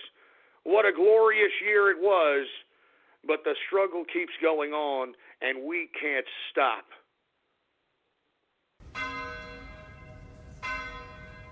Calling the 2017 Mercedes-Benz GLA simply a compact SUV is like describing a cathedral as just 4 walls and a ceiling. The GLA is both a beautiful work of design and one of the most functional SUVs in its class, and it's available at an exceptional price. Why drive any compact SUV when you could be driving the 2017 Mercedes-Benz GLA? Visit MBUSA.com/GLA to learn more. Mercedes-Benz, the best or nothing. Anyway, folks, let's continue going on here. All right, thank you very much for tuning in with me once again. The Meme Wars 2 is in full effect. Let's go ahead and get to the next subject matter here. Attorney General Jeff Sessions, get this, is open to an outside counsel to probe Obama and his Department of Justice. Yes! Do you understand why I am trying to command the Meme Wars? I am back. General Ghostler is back. And the reason I'm back, folks, is because I am telling you right now we've got them against the ropes. Why do you think the Attorney General Jeff Sessions is saying that he was open to an outside counsel? Open to an outside counsel to probe the Obama-era Department of Justice. Because he knows that they're guilty to high hell, and it doesn't matter who investigates Barack Obama and his Department of Justice. There is so much criminality. There is so much illegal activity. The stench of it, we could smell it from out here, for Christ's sake. I mean, take a good whiff of it. God damn, it smells like a dirty, disgusting carnival urinal, for Christ's sake. You're goddamn right. As a matter of fact, people are starting to meme right now. Thank you very much, Silent Capitalist. Let me go ahead and retweet that meme right there. You understand that? The Meme Wars! Let's meme Obama into prison, baby! Let's meme Obama into prison! You're goddamn right. Once again, folks, Attorney General Jeff Sessions is open to an outside counsel to probe the Obama-era Department of Justice. And this is another thing that we have to continue to push the narrative on, because take a listen to all the different scandals that I can think of off the top of my head as it pertains to the Obama-era Department of Justice. I mean, lest we forget Fast and the Furious. How in the hell was Obama and Eric Holder able to get away with this? I have no goddamn idea. For you folks that are unaware of what Fast and the Furious is, it was an operation that Obama okayed that was ran by the top cop attorney general at the time, Eric Holder, in which the Department of Justice gave the drug cartels in Mexico, I don't know how many thousands of firearms. And remember, Eric Holder is supposed to be the anti-gun attorney general. Remember that? Oh, we got to get guns out of people's hands. They're dangerous. And yet he is arming the drug lords. And you know that his justification for arming the drug lords in Mexico was that, well, we're trying to monitor where the weapons go. Okay, we're trying to monitor them. And of course, they lost them. They just like everything, they lost them. Just like the CIA, Eric Holder and his Department of Justice lost all the weapons, and until one or a few of those weapons ended up at the shooting deaths of Border Patrol agents. Yeah, the weapons that the Department of Justice during Eric Holder's tenure, the weapons that were given to the drug cartels that were supposed to be monitored by the DOJ got lost, and they ended up at the crime scenes of the deaths of Border Patrol agents. That's Fast and the Furious for you right there, folks. That's what the operation was called. Fast and Furious. I mean, can we go on even more, for Christ's sake? I mean, the Loretta Lynch tarmac situation. I mean, the newfound taxpayer slush fund. Did y'all hear about that? Oh, yeah. Well, I talked about it a few days ago. We've got Obama and his Department of Justice utilizing tax money, funneling tax money into the Department of Justice so that they can give away to people like Black Lives Matter, groups like Black Lives Matter. It was a slush fund to give to leftist-like groups that are pro-Obama. Yeah, that's just been unearthed, folks. There is so much corruption that Jeff Sessions is like, hey, you want an independent counsel? Come on down. Come on down with that independent counsel. Come on down. We'll open up a probe into Obama's ass. All right, and we may find George Clooney's head up there, but you're gonna find a lot of corruption there too, boy. You're gonna find a lot of corruption there too. So that's why I'm saying, in my personal opinion, it is time to meme Obama into prison, folks. Jeff Sessions is open to an outside counsel probe into the Obama-era Department of Justice, and I think that we need to encourage this. We need to encourage this because they are guilty as sin. They're guilty as sin, and they need to be exposed, folks. And let me tell you something. It will be a shock to all their supporters when they realize that their little affirmative action president, who knew how to articulately speak because he was telepromptered what to say, is this disgusting, despicable, long-legged Mac Daddy criminal. And so was the rest of his administration. I mean, give me a freaking break. I'm telling you, people are memeing out here. People are memeing. We have to keep these meme wars up. Thank you very much, Strictly Diesel. Let me go ahead and retweet that. We got to meme this son of a bitch into prison. We got to meme this son of a bitch into prison. Once again, folks, Attorney General Jeff Sessions is open to an outside counsel to probe the Obama-era Department of Justice, and we've got to make this happen, baby. We have to make it happen. We meme the president into the White House. We can meme an ex-president into the big house. Do you understand me? And I'll drink to that. Obama for prison, baby. Obama for prison. Let's make it happen. Cheers.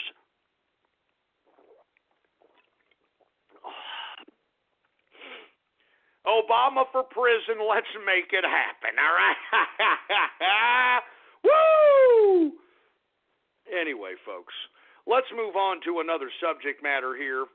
Now, the president, Donald Trump, has revised his travel ban, leaving out the country of Iraq and doing a few other things that kind of didn't rub the right wing of the political spectrum the right way, but still a lot of folks are able to look over that because we do have the administration rounding up a lot of people. I mean, I'm hearing a lot of stories about, but I lived here for 10 to 12 years. I don't know why you deporting me, because you're here illegally there, Tonto. All right, you're here illegally there, Nacho. I mean, come on, man. You got to go back. Take all the skills that you learned out here and make your country a better place there, boy. Go ahead and get out there, Nacho. Anyway, folks, even though you have Donald Trump trying to compromise, because let's be honest, the whole reason that we're having all these protests about the immigration situation, the only reason that we're having all this upheaval and litigious activity relating to the goddamn immigration reform and the travel ban is because Obama brought all these son of a bitch and goddamn immigrants in here. And look, I don't blame it all on Obama because it was George W. Bush that initiated this damn thing. George W. Bush initiated this open border situation, and it just got tremendously worse under Barack Obama. But Barack Obama literally not just had the open border, this son of a bitch was importing Yehudis from the areas in which his foreign policy destabilized, and I'm talking about Syria, Libya, Egypt, Iraq, Northern Africa. I mean, that's the irony of it all. This son of a bitch brought these Yehudis into the country. Meanwhile, they probably blame us for the reason why their country is destabilized, because Barack Obama's stupid, warped, and ridiculous and incompetent foreign policies. And this is why we're in this predicament, folks. This is why we're in this immigration pickle for a lack of a better term, because Barack Obama utilized immigration as a method to sabotage America, and you are witnessing that sabotage right before your very eyes today, folks, and all these protests and all this litigious action. You've got people that are begging. I mean, I still cannot understand how far we have literally went from the war on terror against Islam after 9/11, 2001, to now, in 2017, we've got people begging the terrorists to come live with us. I mean, you've got people begging the terrorists to come live with us, for Christ's sake. I mean, and what's sad about it is that these stupid liberal attention whore seekers, these virtue signalers out here, a lot of these people haven't seen the images out of Europe, because they're not showing them in the mainstream media, because that doesn't fit the narrative. You see, if Joe Sixpack actually had imagery of the streets of Paris right now, if Joe Sixpack actually had imagery of the streets of Sweden right now, if Joe Sixpack actually had actual pictures coming in from Germany right now, I think that they would have a little bit different to say about bringing in the terrorists into our country. Jesus Christ, man. Anyway, we've got some meme warriors already in effect. I'm retweeting Barack Obama memes. We got to meme this son of a bitch into jail. All right, thank you very much, everybody that's out there memeing. I'm retweeting these Obama memes. We have got to meme this son of a bitch into jail. Do you understand me? Obama for prison. Let's make it happen. Let's conjure up the meme magic and make it happen. Let's conjure up the meme magic and make it happen. Now, back to the opposition to Trump's new travel ban.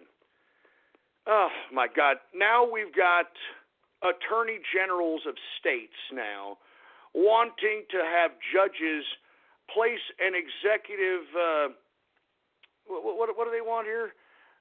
They want to challenge the ban and put a temporary restraining order on the freaking ban, for Christ's sake. I'm not joking around. I'm not joking around, for Christ's sake, man. I mean, let me name you the cuckold connoisseur states that are now challenging the new and revised travel ban.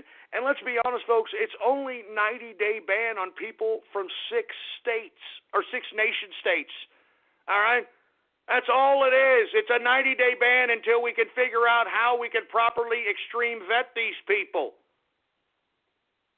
I mean, the 6 countries, all right, in the revised new 90-day travel ban, Somalia, Jesus Christ. I don't know, that's news to me, because I'm seeing a bunch of Somalians walking around out here. I'm not even joking around. I'm looking at Mumbukus walking around out here, especially in San Antonio, and they look Somalian to me. I'll tell you that right now. They look Somalian, and I mean, if there's a travel ban on them, you could have fooled me.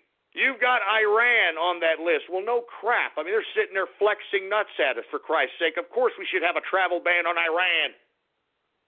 We have a travel ban on Syria. Yeah, no kidding. All right? I mean, we've got ISIS coming out of Syria, you stupid morons. And there's no proper way to vet anybody from Syria, you jag-off. And not to mention, it was our foreign policy that has destabilized this nation state to begin with. Sudan.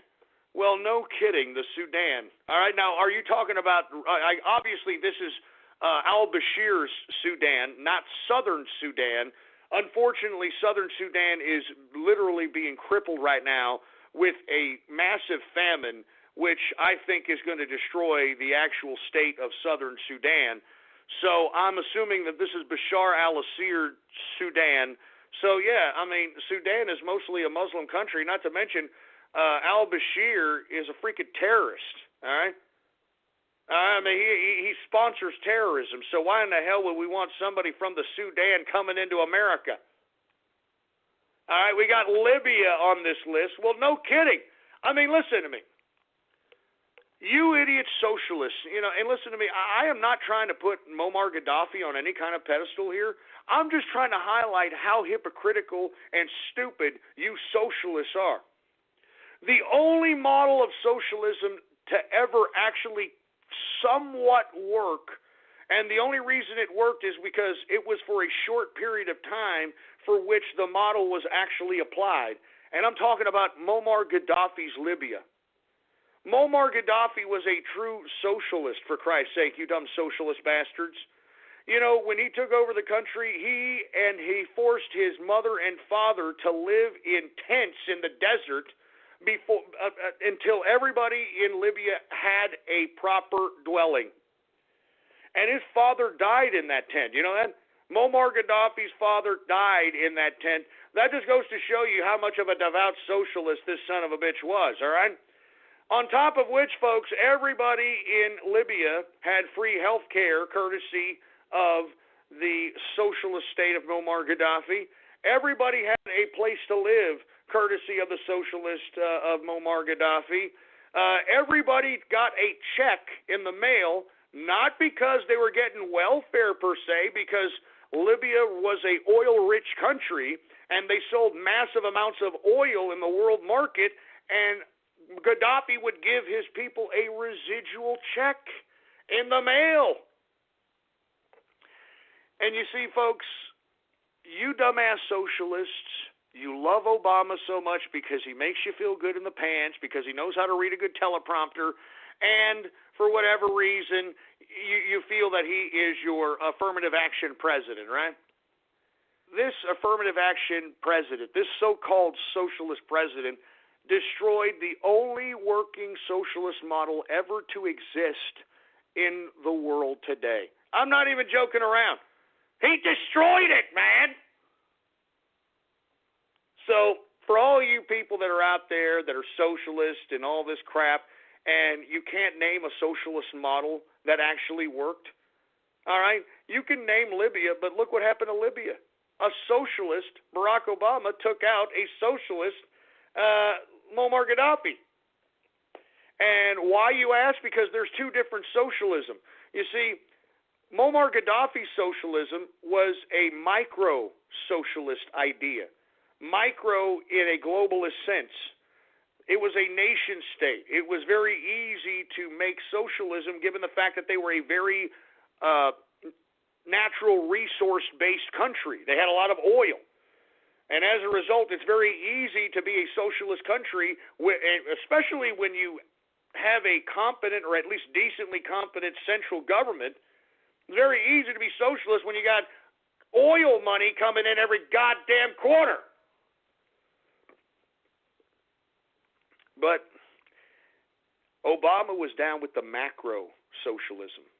Actually, it's communism, to be honest with you, but since you dumb communists want to take the moniker of socialist, well, whatever.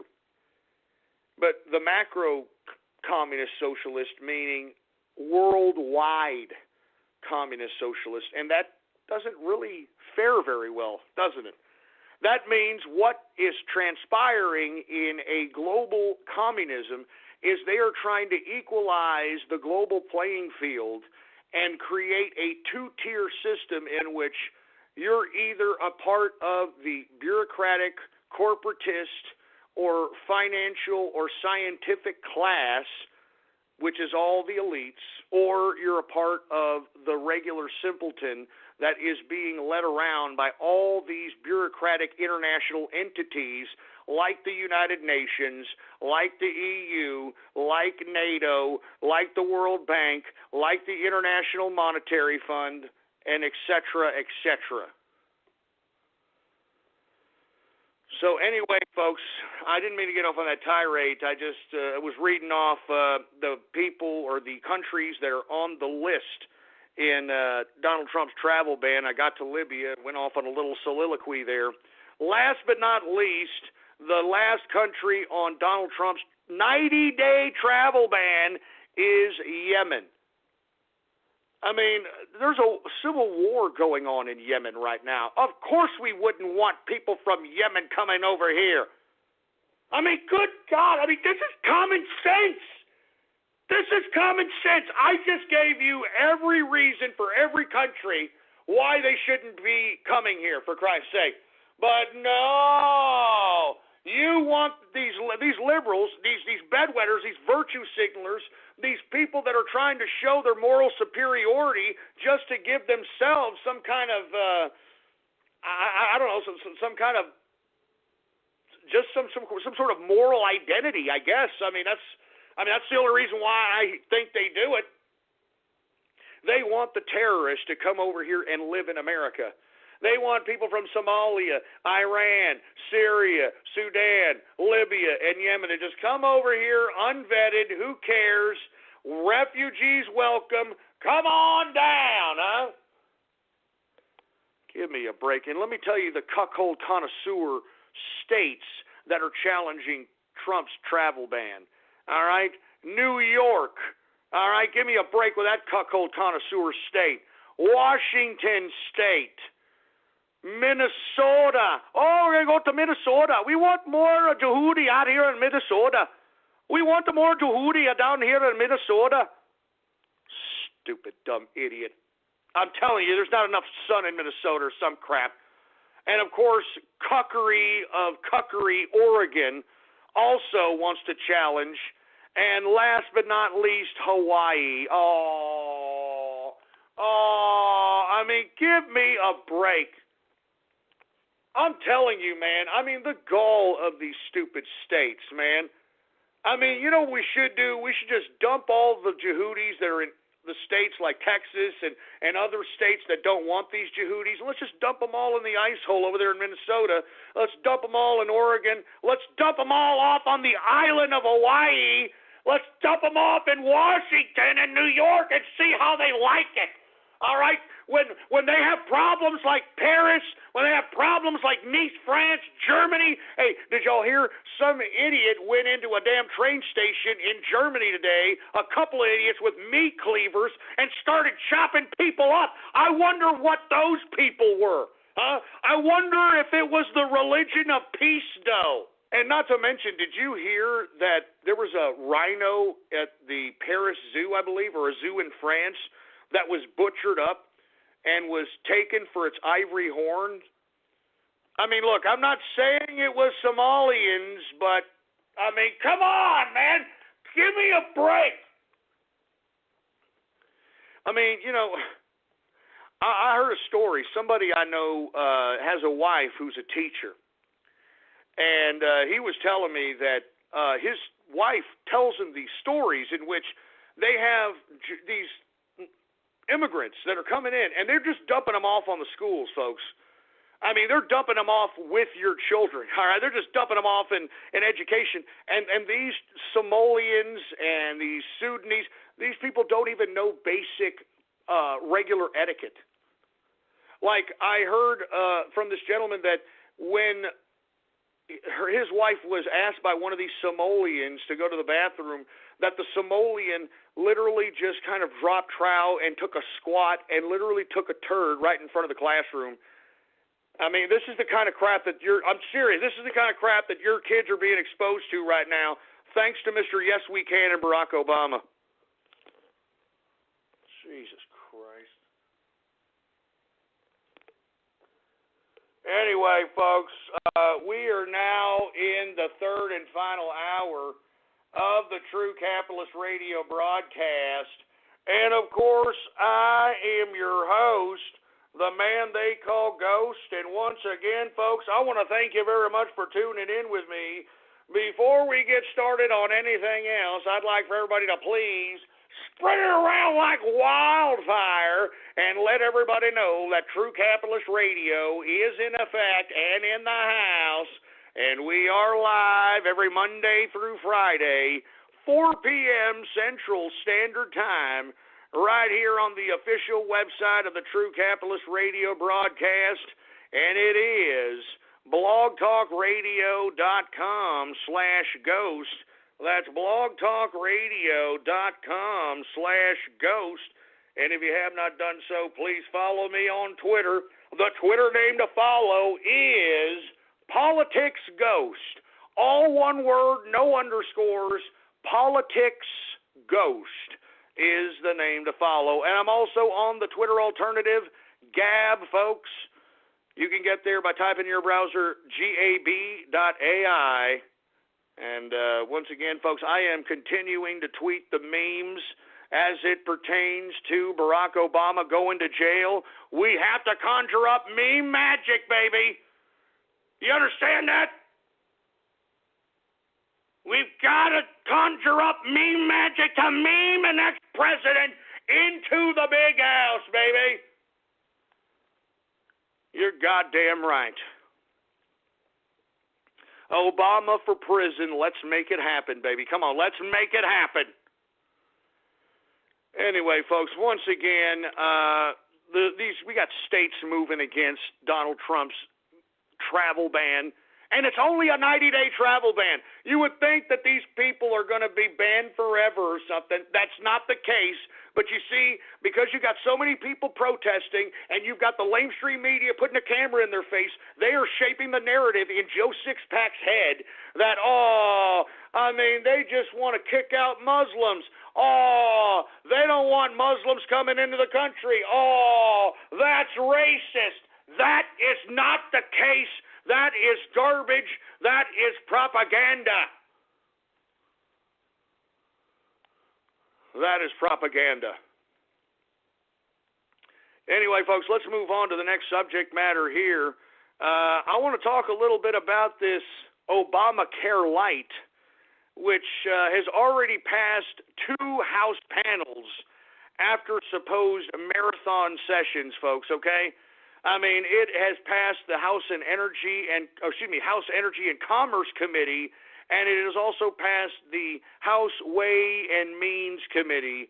Now it heads down to the House floor, which we shall see if it shall be passed. And in my personal opinion, folks, if you have a congressman on that floor, have this congressman amend this son of a bitch so that we can have a health insurance policy that's in favor of the patient, not the health insurance company. You understand? Haven't you all wondered why we have seen so many damn people sick as of late? There's so many people with cancers now. Everybody's got to take chemo. Everybody's got to do this and that. Folks, the reason is because the way the goddamn health system is set up, there's a financial incentive to make sure that you're sick. There's a financial incentive to make sure you're medicated. There's a financial incentive to make sure that you continue to be sick and you continue to come back and your insurance continues to be billed. That's the way the healthcare system is right now, and under the revision, it is no different. It is absolutely no different, for Christ's sake. There should be no reason why the health insurance industry has any influence over our health. All right? I think it's utterly ridiculous that the health insurance industry still has this power over the Congress. That's about enough. You damn health insurance assholes cashed out for the past 8 years. That's enough. All right? That's enough. This doesn't even make any sense. You're paying your insurance. Just think about this for a second, okay? You're paying your insurance, in some cases, $300, $400, $500 a month, okay? And a lot of the times, some of these young people that barely have economic opportunity thanks to Obama's economic sabotage on America, they don't got the money to pay that right there. And even if they did, it's gone. If they never get sick, that's $500 a month for 10, 15, 20 years. They don't get sick at all. And where does that money go? Where does that money go? That's what I'm saying. Health savings accounts doesn't sound like a horrible idea. I'm not wholeheartedly in favor of that. If you want my personal opinion, I want a completely privatized health system. I want a completely privatized health system in which doctors are accountable to patients got patients that get better. Well, they're going to bring their families to this doctor. They're going to bring their friends to this doctor. I mean, it provides an incentive for the practitioner to make sure that they get people better, because if people go to the practitioner and they don't get better, they get more sick, or people end up being ill, they go to the hospital, or they die, God forbid. Well, that doctor isn't going to be in business that much longer, is it? But under the current system, under this current healthcare system, a doctor can literally leave a goddamn surgical piece of equipment in your body post-surgery, and, oh well, who's looking? I mean, they'll still practice because they've got insurance as well. So that's what I'm saying, folks. I mean, a whole privatized system would be that much better, because not all of us right now need cancer treatment. Not all of us right now need our hearts unclogged. Not all of us need all these different integral pieces of health care. All right? I mean, many of us, we're pretty holistic, and we eat well, and God forbid nothing happens to us. But for the most part, folks, if I get ill, I just want to go to the doctor and say, hey, look, I think I'm coming down with a cold. I think I'm coming down with a flu. Just go ahead and give me the antibiotics so I can get the hell out of here. I mean, that's all I really want, man. And the doctor can look at you and be like, yeah, you know what, you look like you're coming down with the flu here. All right, here, go ahead, 2 of these, call me in the morning. What should that cost you really, folks? What should that really cost you? Maybe $20? Maybe $20? I'm serious, man. I mean, it's a shame that people just cannot fathom the idea of a potential whole private health insurance idea. And it's not to say that the government can't help people, all right? But if you allow the private sector to just run its course, because, folks, health is never-ending market. It's a never-ending market. Everybody's going to get sick. Everybody's going to get hurt. Everybody's going to get injured to some capacity. Everybody's going to need a doctor. There should be no reason why we have the health insurance industry dominating our health. And to be honest with you, they're the ones encouraging these doctors to make people sick. That's why you got a lot of practitioners leaving, folks. That's why they've left the past 8 years, because you actually have some practitioners with some integrity that actually want to help people, and they're looking at the way the scheme is out and the scheme works, and they know it's nefarious. They know it's sick. So that's why I'm saying, man, I am completely against this Obamacare light bill. I'm sorry. I've read it. It's a mere 66-page revision from the 3,000-page Affordable Care Act. They are not going to get rid of this bureaucracy, just like Milton Friedman said. And for you folks that have not read Milton Friedman or heard any of his lectures, well, then, by God, what are you doing? It's the godfather of capitalism, for Christ's sake, besides Adam Smith. Once again, folks, Milton Friedman said that it's very, very easy to create a bureaucratic system. It's damn near impossible to get rid of it. And just by the writing of this Obamacare light, that's proof of that. 66-page revision of the 3,000-page Affordable Care Act. What a joke. And you know what? I actually wrote an article criticizing Paul Ryan, because he was the guy that helped craft this stupid Obamacare light crap. And I tweeted this article straight at Paul Ryan, and I personally believe that he heard it, because did you hear him today? This asshole actually went out and actually had a PowerPoint-like presentation trying to make the case on why this 66-page revision of Obamacare is supposedly the holy grail and the answer to repealing and replacing Obamacare.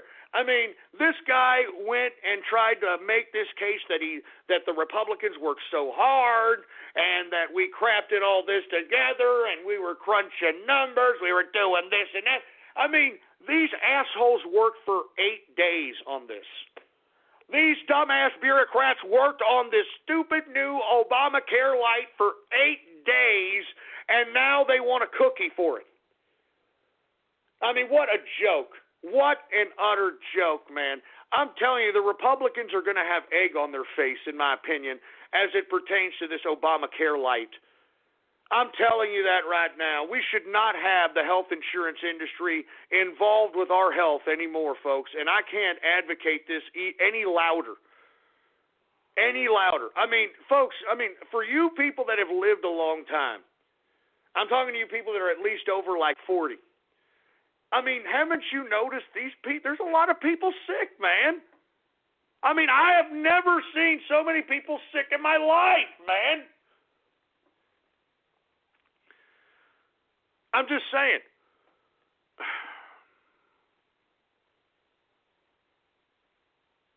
Ugh. I mean, I'm seeing people that are cancer-stricken. I'm seeing people that have, they are getting chemo. And let's be honest, folks. I mean, chemotherapy is not the answer for cancer, man. I mean, let me tell you something, man. I knew a kid, okay? This is an associate of mine's son, okay? This kid was like 19 years old, man. A freaking athlete. Supposedly he had some cancer, I think, somewhere in his chest cavity or some kind of crap like that, supposedly, right? Kid couldn't believe it. He's like, are you kidding me? I feel great. I'm an athlete. What are you talking about? Oh, well, we gotta do surgery, and then after that we gotta put you through chemo. So this poor kid gets the surgery, and then after the surgery he says he feels great. He said, "No, man, I feel great after the surgery." This kid was a basketball player, liked to play sports. I think when I saw this kid right after he got out of surgery, he tried to show off for us by doing like 20 push-ups, and he was just showing us, man, that he was all right, man. And then they gave this kid this chemo. And I saw this kid wither away, man. 18, 19-year-old kid, man. Wither away and die within 3 months. I think about that sometimes, folks, and I'm like, man, are you serious? 18, 19-year-old kid dead? He should have just left it alone. If that's the consequence of going through chemo, well, then why even bother?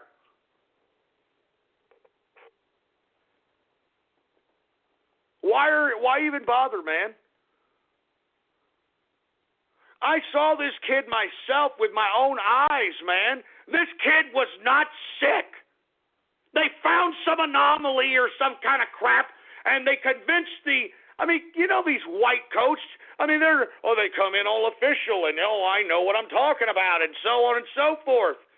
The kid, I even asked the kid, I was like, do you feel sick? Do you feel bad? He's like, no, I don't feel bad at all. I'm telling you, folks, that really, when I saw that kid die, that just blew my mind, man. This is a kid I saw play basketball within a span of 9 months. I saw this kid play basketball. I saw this kid, be active. Right after the surgery. I saw this kid. He looked great. He was playing basketball out there in park courts, and he showed us, I'm strong. I'd say, cancer isn't going to beat me, doing push-ups, and then they gave him that damn chemo, man. And you know something? Why don't you take a look at how much that chemo costs, and then you'll realize why they want to hook everybody up on that poison. Anyway, folks, listen, I'm sorry to get off keister here.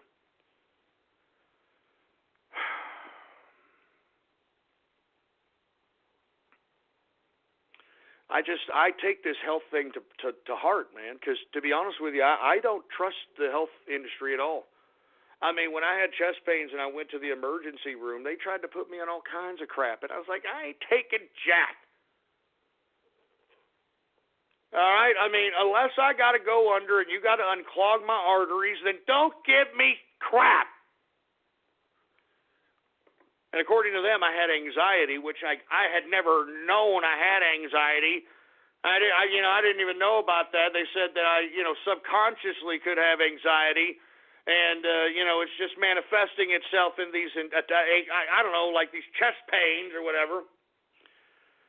But I didn't even want to go to the hospital. I just had to listen to my wife. I mean, to be honest with you folks, I'd prefer to just drop dead. I'd prefer to just drop dead.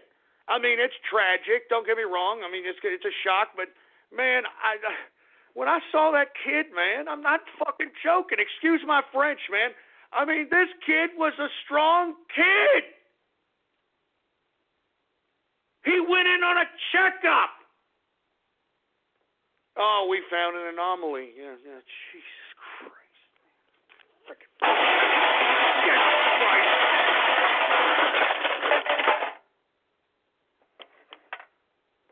I mean, come on, man. Wake up. We need to start taking healthcare serious, man.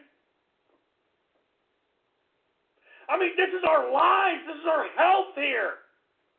And we've got a bunch of bureaucrats in Washington, D.C., negotiating on who's going to have power over our health. I mean, do you understand that? We've got bureaucrats in Washington right now trying to negotiate who's going to be in charge of our health. We should be in charge of our health, man.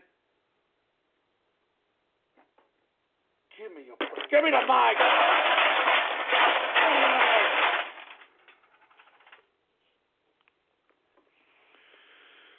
Look, I don't want to talk too much about this subject anymore. I'm getting a little too emotional about this, and I've got other things to talk about. But once again, folks, I mean, I am severely disappointed with the Obamacare light bill that they are trying to pass as an alternative to Obamacare. I think it's a disgrace, and it's a spit in the face for those people that voted for all these assholes that are in the bureaucratic system of Washington today.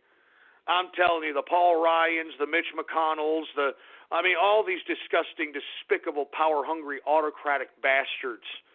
They make me sick, and I'd spit in each and every one of their old faces, man. Calling the beautifully redesigned 2017 Mercedes-Benz CLA simply a four-door coupe is like describing a world-class athlete as just a good runner. With its sleek profile and powerful turbocharged engine, the CLA offers agility and design that are unmatched in its class, and it's available now at an exceptional price. Why drive any four-door coupe when you could be driving the 2017 Mercedes-Benz CLA? Visit mbusa.com/CLA to learn more. Mercedes-Benz, the best or nothing. Anyway, let me move on to the next subject matter. Speaking of Mitch McConnell, and speaking of Congress not doing a goddamn thing, Mitch McConnell said today that tax reform unlikely by August. We got other things to do other than taxes right now.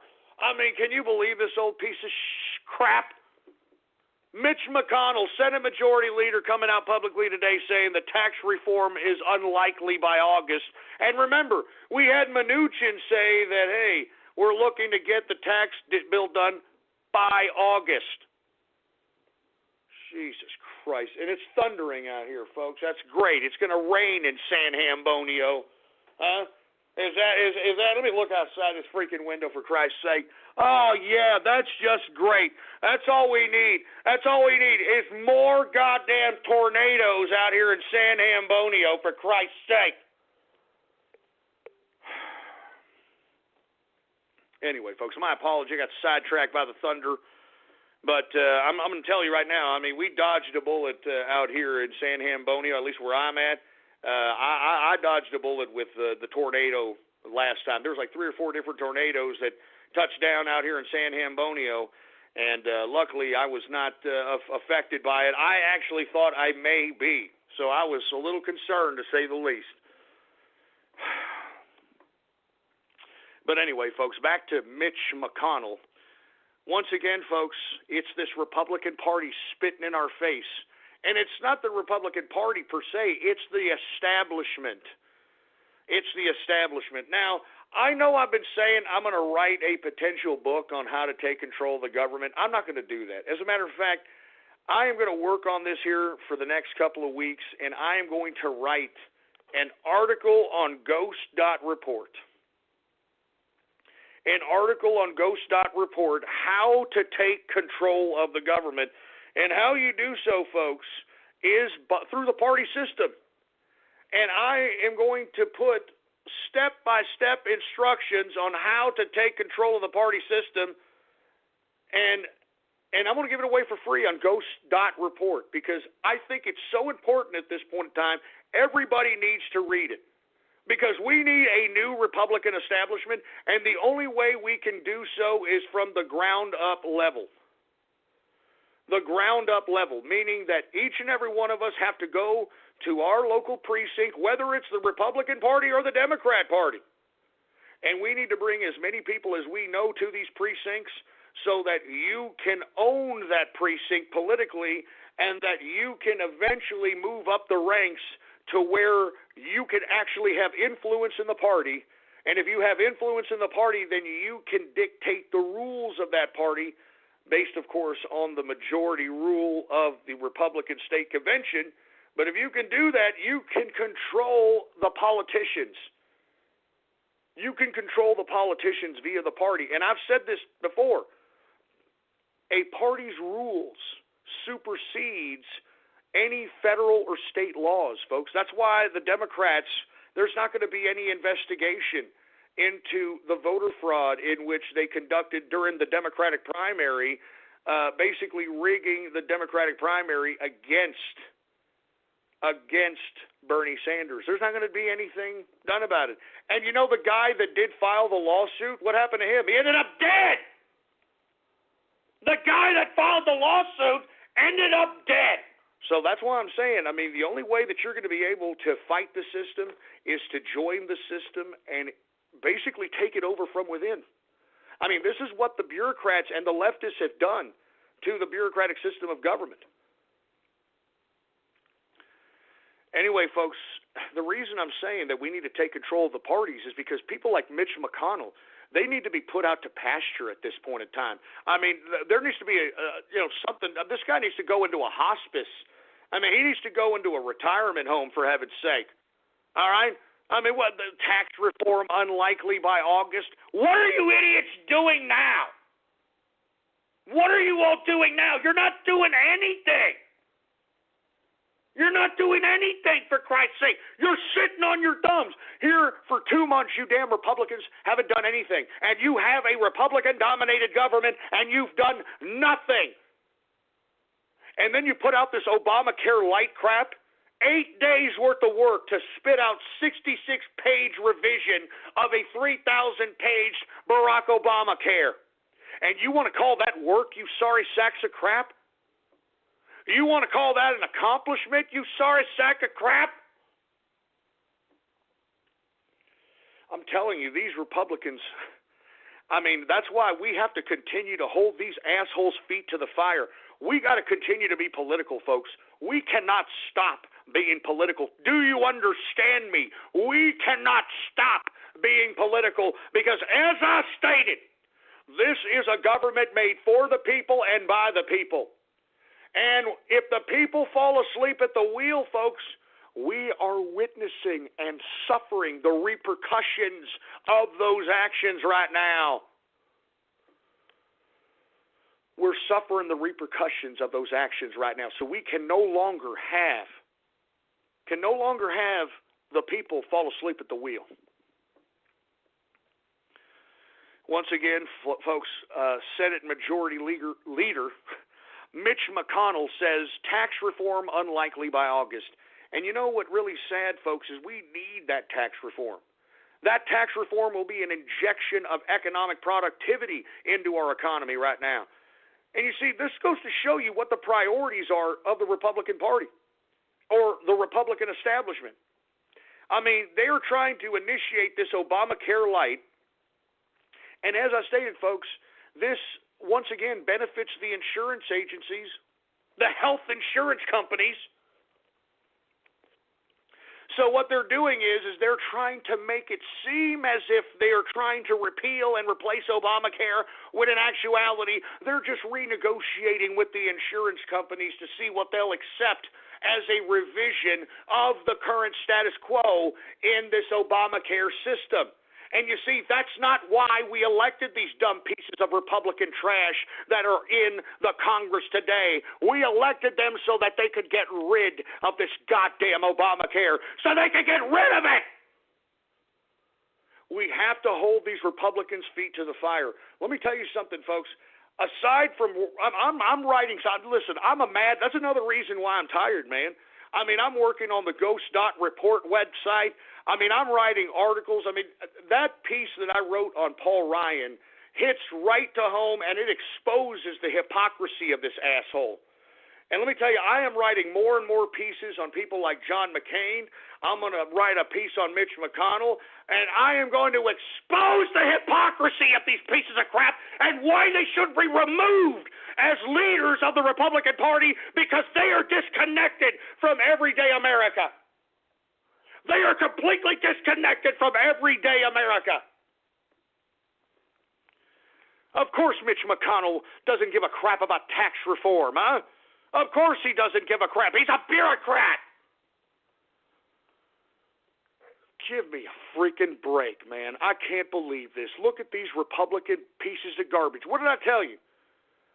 The Republican and Democratic Party are the same crap, different plate. A bunch of disgusting, despicable, soulless bureaucrats.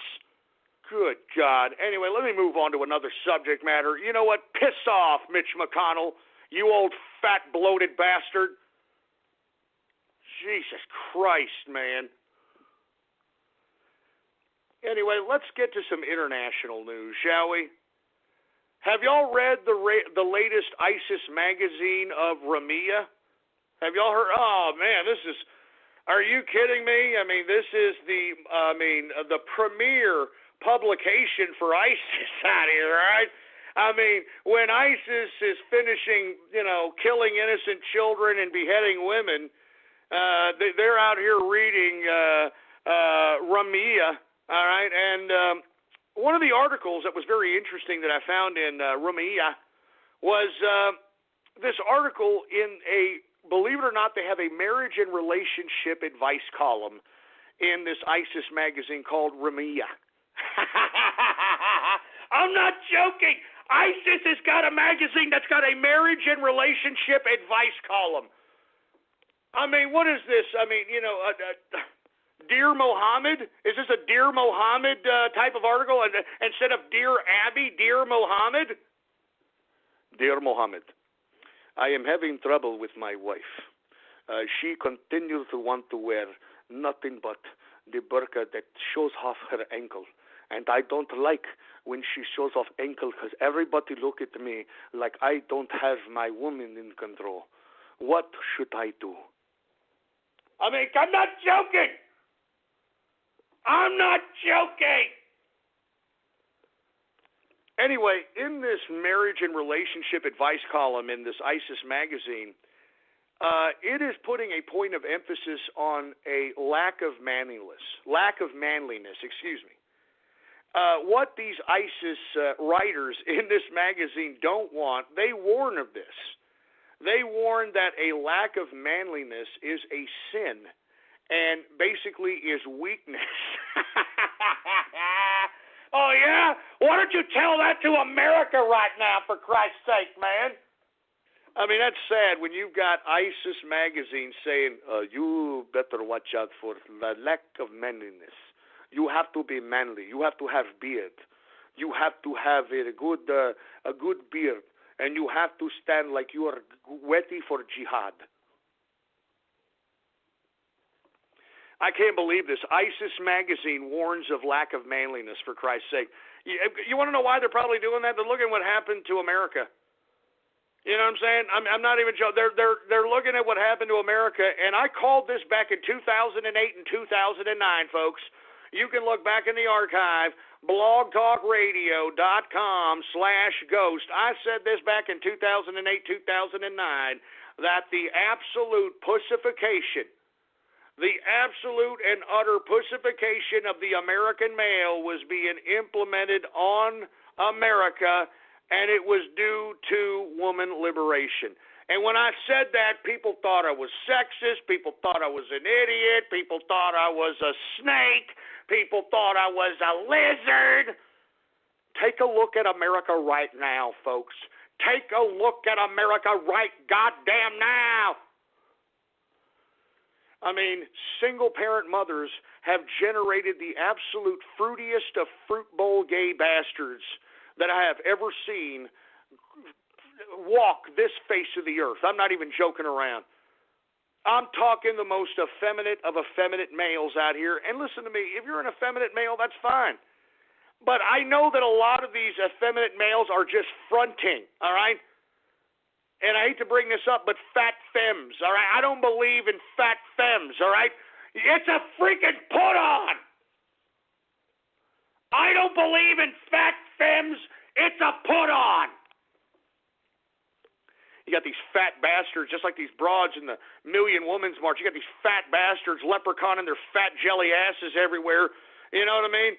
Thinking that there's some trap or some crap. Get the hell out of here. I don't believe in fat femmes. It's a put-on. It's a put-on. Jesus Christ. Somebody's asking me, can I explain Bruce Valanche?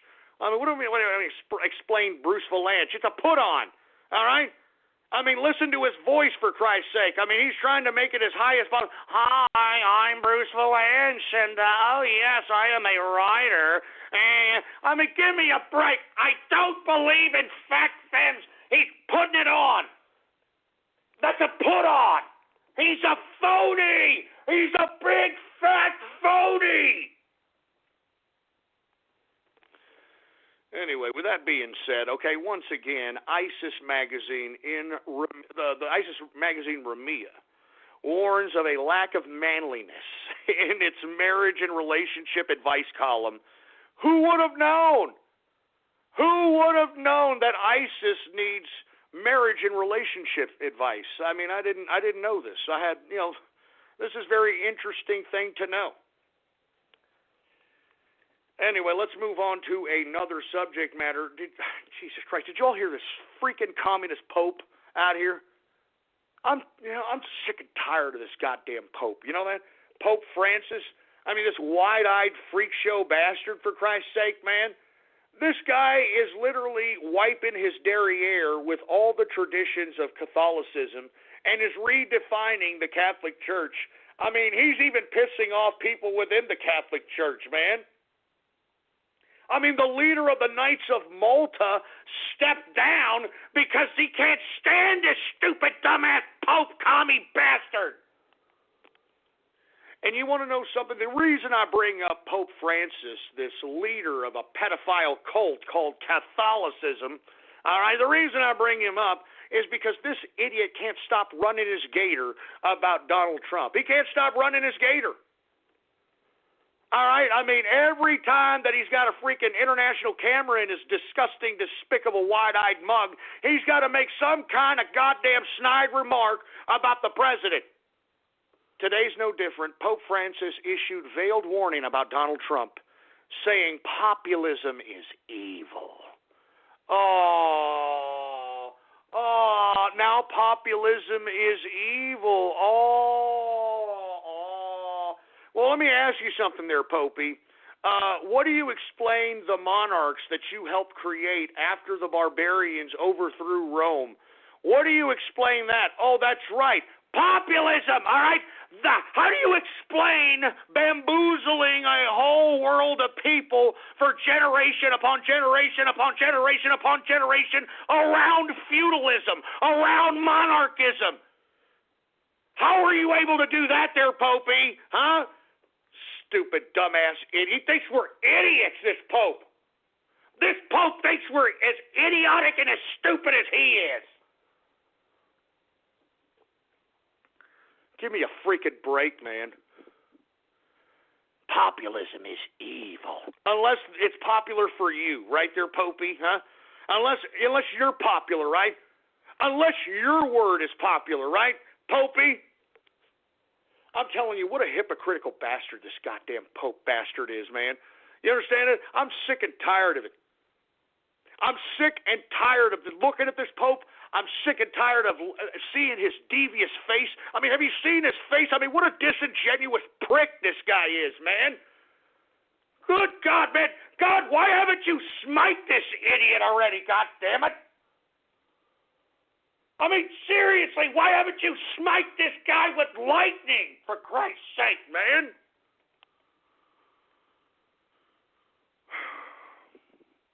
I mean, I don't like this Pope, man. This guy's a piece of crap. I mean, who is this Pope to be sitting here and interfering with our goddamn politics? You know, I think I alluded to this a couple of shows ago. You know, Abraham Lincoln actually outlawed the Pope from coming to the United States. And truth be told, that's probably the reason why he was truly assassinated. Because, let's be honest, there is a big Catholic contingent that was amongst the South. I mean, that's why the rebel flag has a blue cross on it, because it is the blue cross of St. Andrews. And, you know, in my personal opinion, you may want to look into that particular angle as it pertains to Lincoln's assassination. I'm just saying. But now all of a sudden, what does the Pope do? It went from Abraham Lincoln banning the Pope from the United States to all of a sudden the Pope comes over and what? He's talking to Congress? This son of a bitch is coming over here and talking to Congress, for Christ's sake. Don't you interfere to our politics, Popey! Don't you dare interfere in our politics! Or you know what, Trump, you know what you should do? You should send a goddamn army of people and start going into each and every one of these churches and start raiding these sons of bitches for all the millions upon millions of children they have molested and just swept under the rug like it was no big deal after all these years. After all these years, for Christ's sake, man.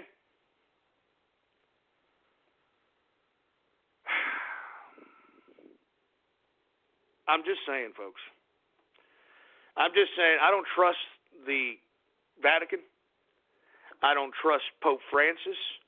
I don't trust these pale-faced virgin priests who are, in actuality, if you want my personal truthful opinion, they're fondling the goddamn nuns and obviously sexually assaulting the children. All right? I mean, let's be honest, folks. Let's be honest here. All right? I mean, I find it funny, once again, that David Koresh, on the suspicion that he was supposedly molesting children in his flock, they went in with the ATF and literally tried to go in guns blazing, for Christ's sake. Do you understand that? Tried to go in guns blazing. On the suspicion that he was molesting some of his flock. And, of course, it came out in a congressional hearing sometime after the freaking government burned those people alive, because that's exactly what they did, folks. Okay, the government burned those people alive, whether you agree to it or not. They burned those people alive to show everybody a lesson that if you stand up against the government and you try to put this spotlight of a hostage negotiation crisis in a long, drawn-out, dramatic ordeal, that they will kill you. They will kill you. I mean, but at the same time, what was that, Warren Jebs, that guy? Look at what they did to Warren Jebs. You remember when they invaded and raided his compound and they took possession of all the women and children? Y'all remember that? They bust these women and children, and they wore all these frontier dresses, and it looked really bizarre. Y'all remember that? How come nothing like that has happened to the Vatican? I mean, what is it going to take? How many more millions of children need to be molested by priests before something like that happens to the Vatican? That's why I'm telling you, folks, as far as I'm concerned, the Vatican is at the bottom of whatever the hell this Pizzagate crap is at the bottom of all the evil that is going on this planet. I mean, if you want to take a look back in World War II, the Catholic Church was on both sides. Okay, the Catholic Church was on the Axis powers, and the Catholic Church was on the Allies' side. I mean, they play both sides. They are at the bottom of the freaking evil that is going on this planet. And if you don't see that at this point in time, then you are under their spell, literally. You are literally under their spell. Anyway, once again, folks, Pope Francis veiled a warning about Donald Trump. Populism is evil. Yeah, shut up, Popey, all right? You know, shut up. You're a freaking head of a freaking pedophile cult. Just shut up before I throw a freaking stack of communions down your throat. Dumb idiot. Anyway, folks, last but not least, I want to talk, since we got about 15 minutes here, I want to talk a little bit short time about automation. And the reason I'm saying, and I want to talk about automation, is because I want to tell each and every one of you that are out there that are trying to protest, what was it about, in 2011, 2012, when the whole goddamn Occupy Wall Street was happening? What was it? The fight for $10 an hour, dude. We need $10 an hour to push buttons on a cash register. That's what we need. It went from $10 an hour. Now today they're demanding $15 an hour. $15 an hour to bag groceries. $15 an hour to flip burgers. $15 an hour to do unskilled labor, and they wonder why the rise of automation is happening at such a rapid rate. I mean, and you know who's actually helping instigate this? The liberals. I mean, let's be honest. Who is in the pocket, who pays the liberals? Who donates to the liberals? None other than the oligarchs of Silicon Valley.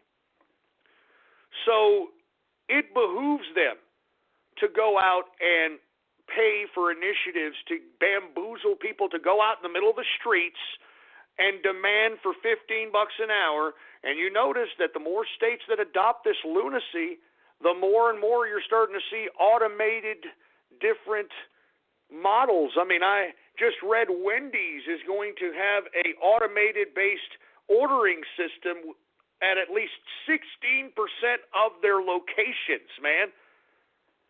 16%. They're already rolling them out right now in McDonald's. All right? They're rolling them out all over the place, for Christ's sake. And not to mention,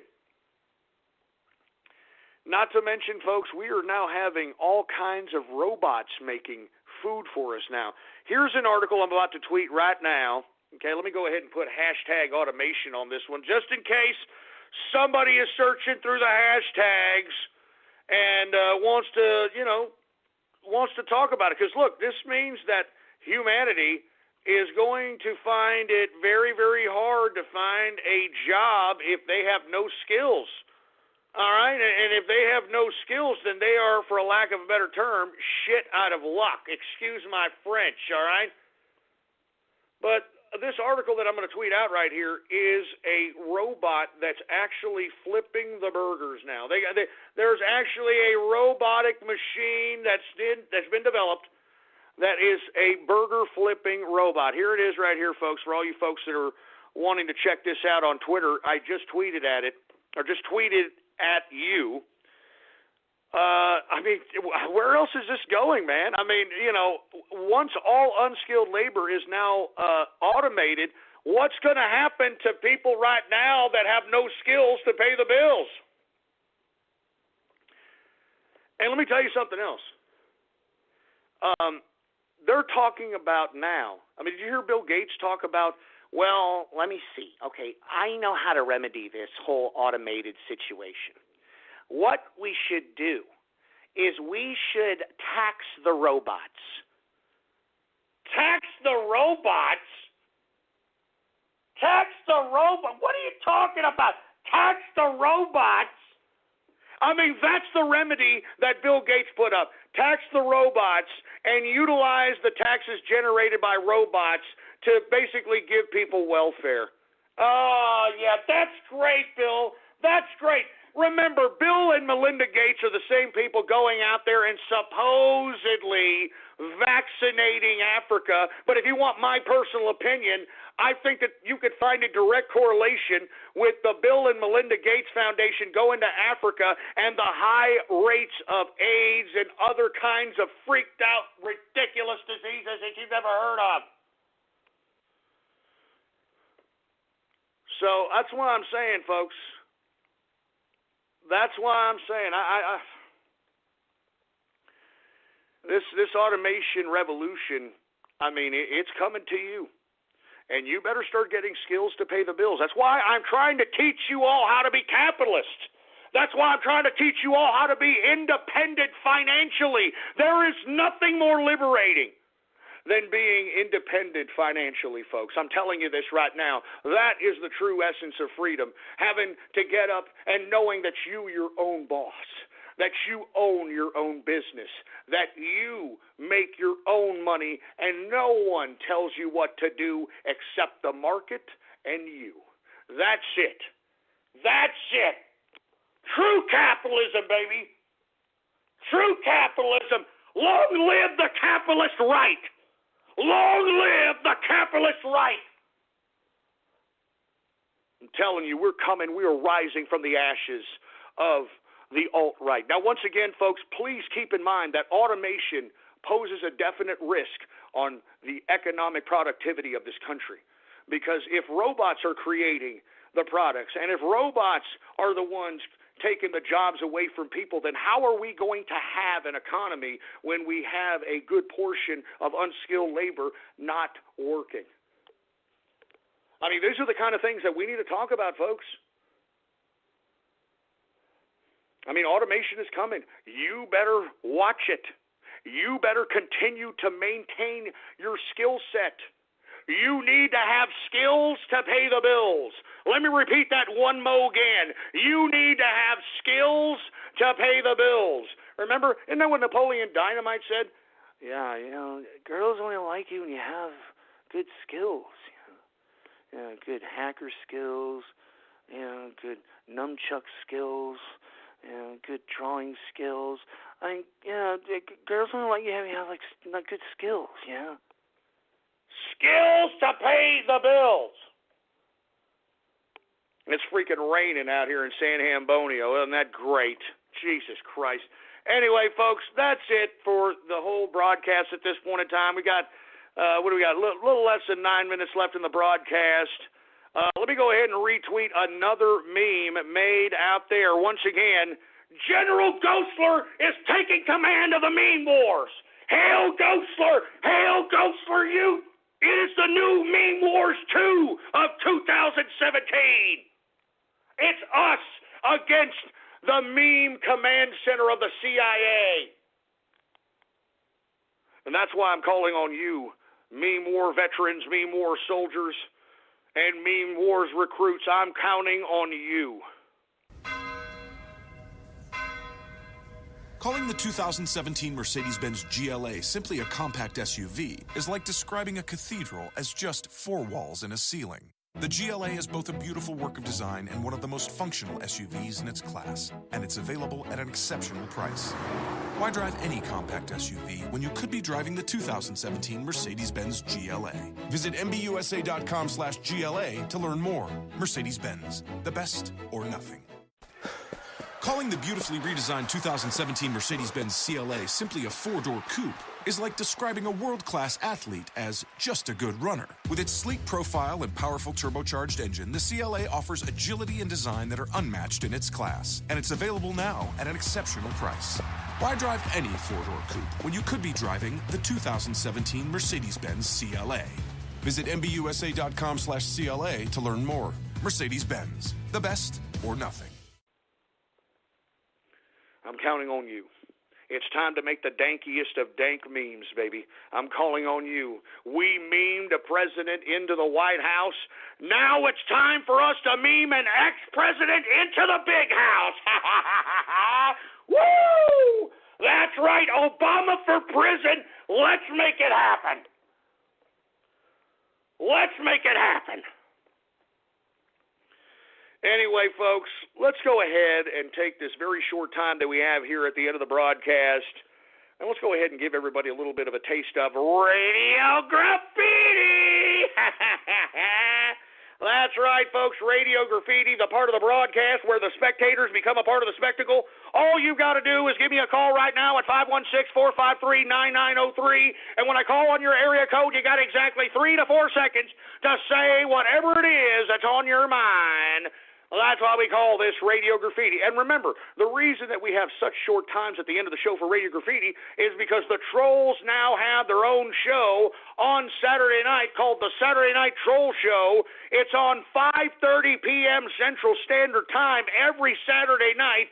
Once again, the Saturday Night Troll Show, Saturdays, 5:30 p.m. Central Standard Time. Hey, engineer, do we have any Radio Graffiti calls, man? All right, well, let's go ahead and get to some Radio Graffiti callers right now. All right, who do we got here? How about Anonymous Radio Graffiti? Oh, Jesus Christ, what are you going to be, Helen Keller deaf mute? Get it straight, ass crack. Anonymous Radio Graffiti.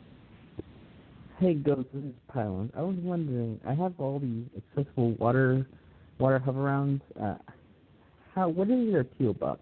Well, I can't even understand you because you talk like a fruit. I haven't even understand. You're talking about something about a hover-round. Well, hover it around up your ass.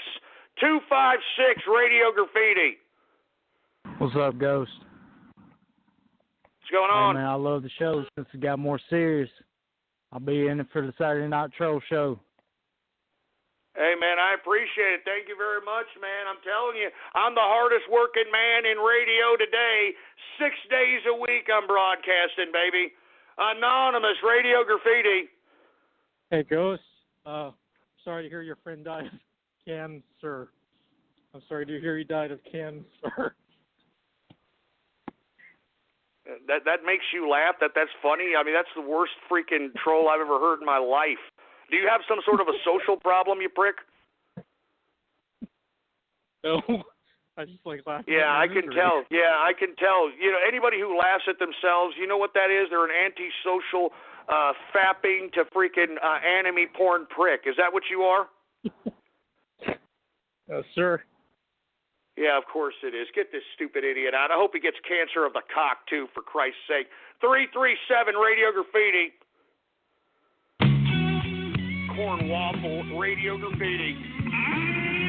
Down in Texas. It's one down here in Texas, baby. All the telephone lines are down. Texas, it's a free and fruit bowl game. It looks like nighttime out here for time. What's down in Texas? Look, it's raining right now, asshole, all right? It's raining right now. It's not funny. It could flood, you piece of crap. It could flood. It's raining right now. It could flood, you stupid moron. Shut up. Give me the freaking money. Jesus Christ, man. 352 Radio Goddamn Graffiti. Dormy Sweet, Radio Graffiti. We just had tornadoes out here in San Antonio, man. I'm lucky to be broadcasting. I'm lucky I wasn't affected, man.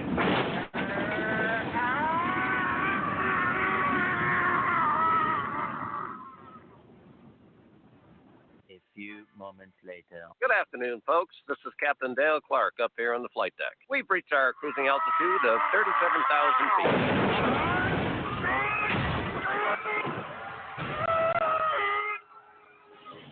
We're all gonna die!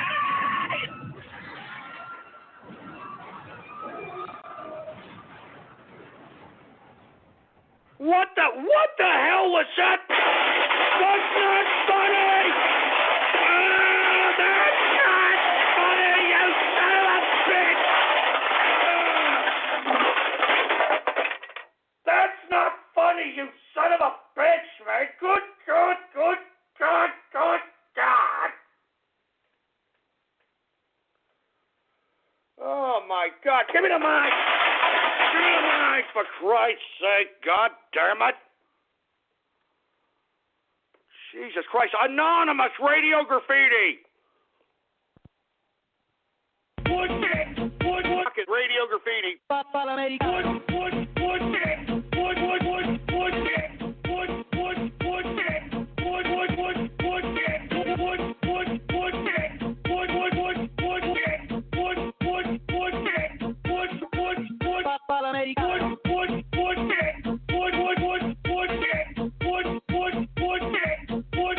Son of a bitch. That's it.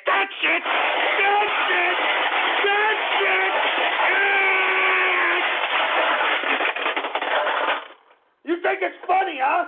You think it's funny? You think going to the woodshed is funny? Here, give me my belt, for Christ. Give me my belt. Huh? You think going to the woodshed is funny? Here, take it.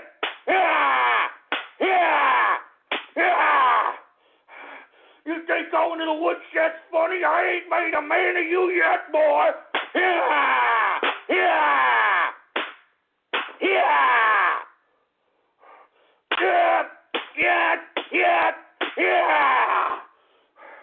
I'm whipping digital ass right now, you son of a...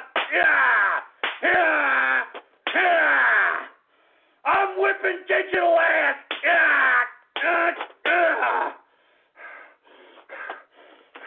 Give me the mic. I'm whipping digital ass out here, for Christ's sake. Follow me on Twitter, for Christ's sake. Politics Ghost. All one word, no underscores. Politics Ghost is the name to follow. You'll be lucky if I come back tomorrow for a Baller Friday. Do you understand me? You'll be lucky if I come back tomorrow for Baller Friday.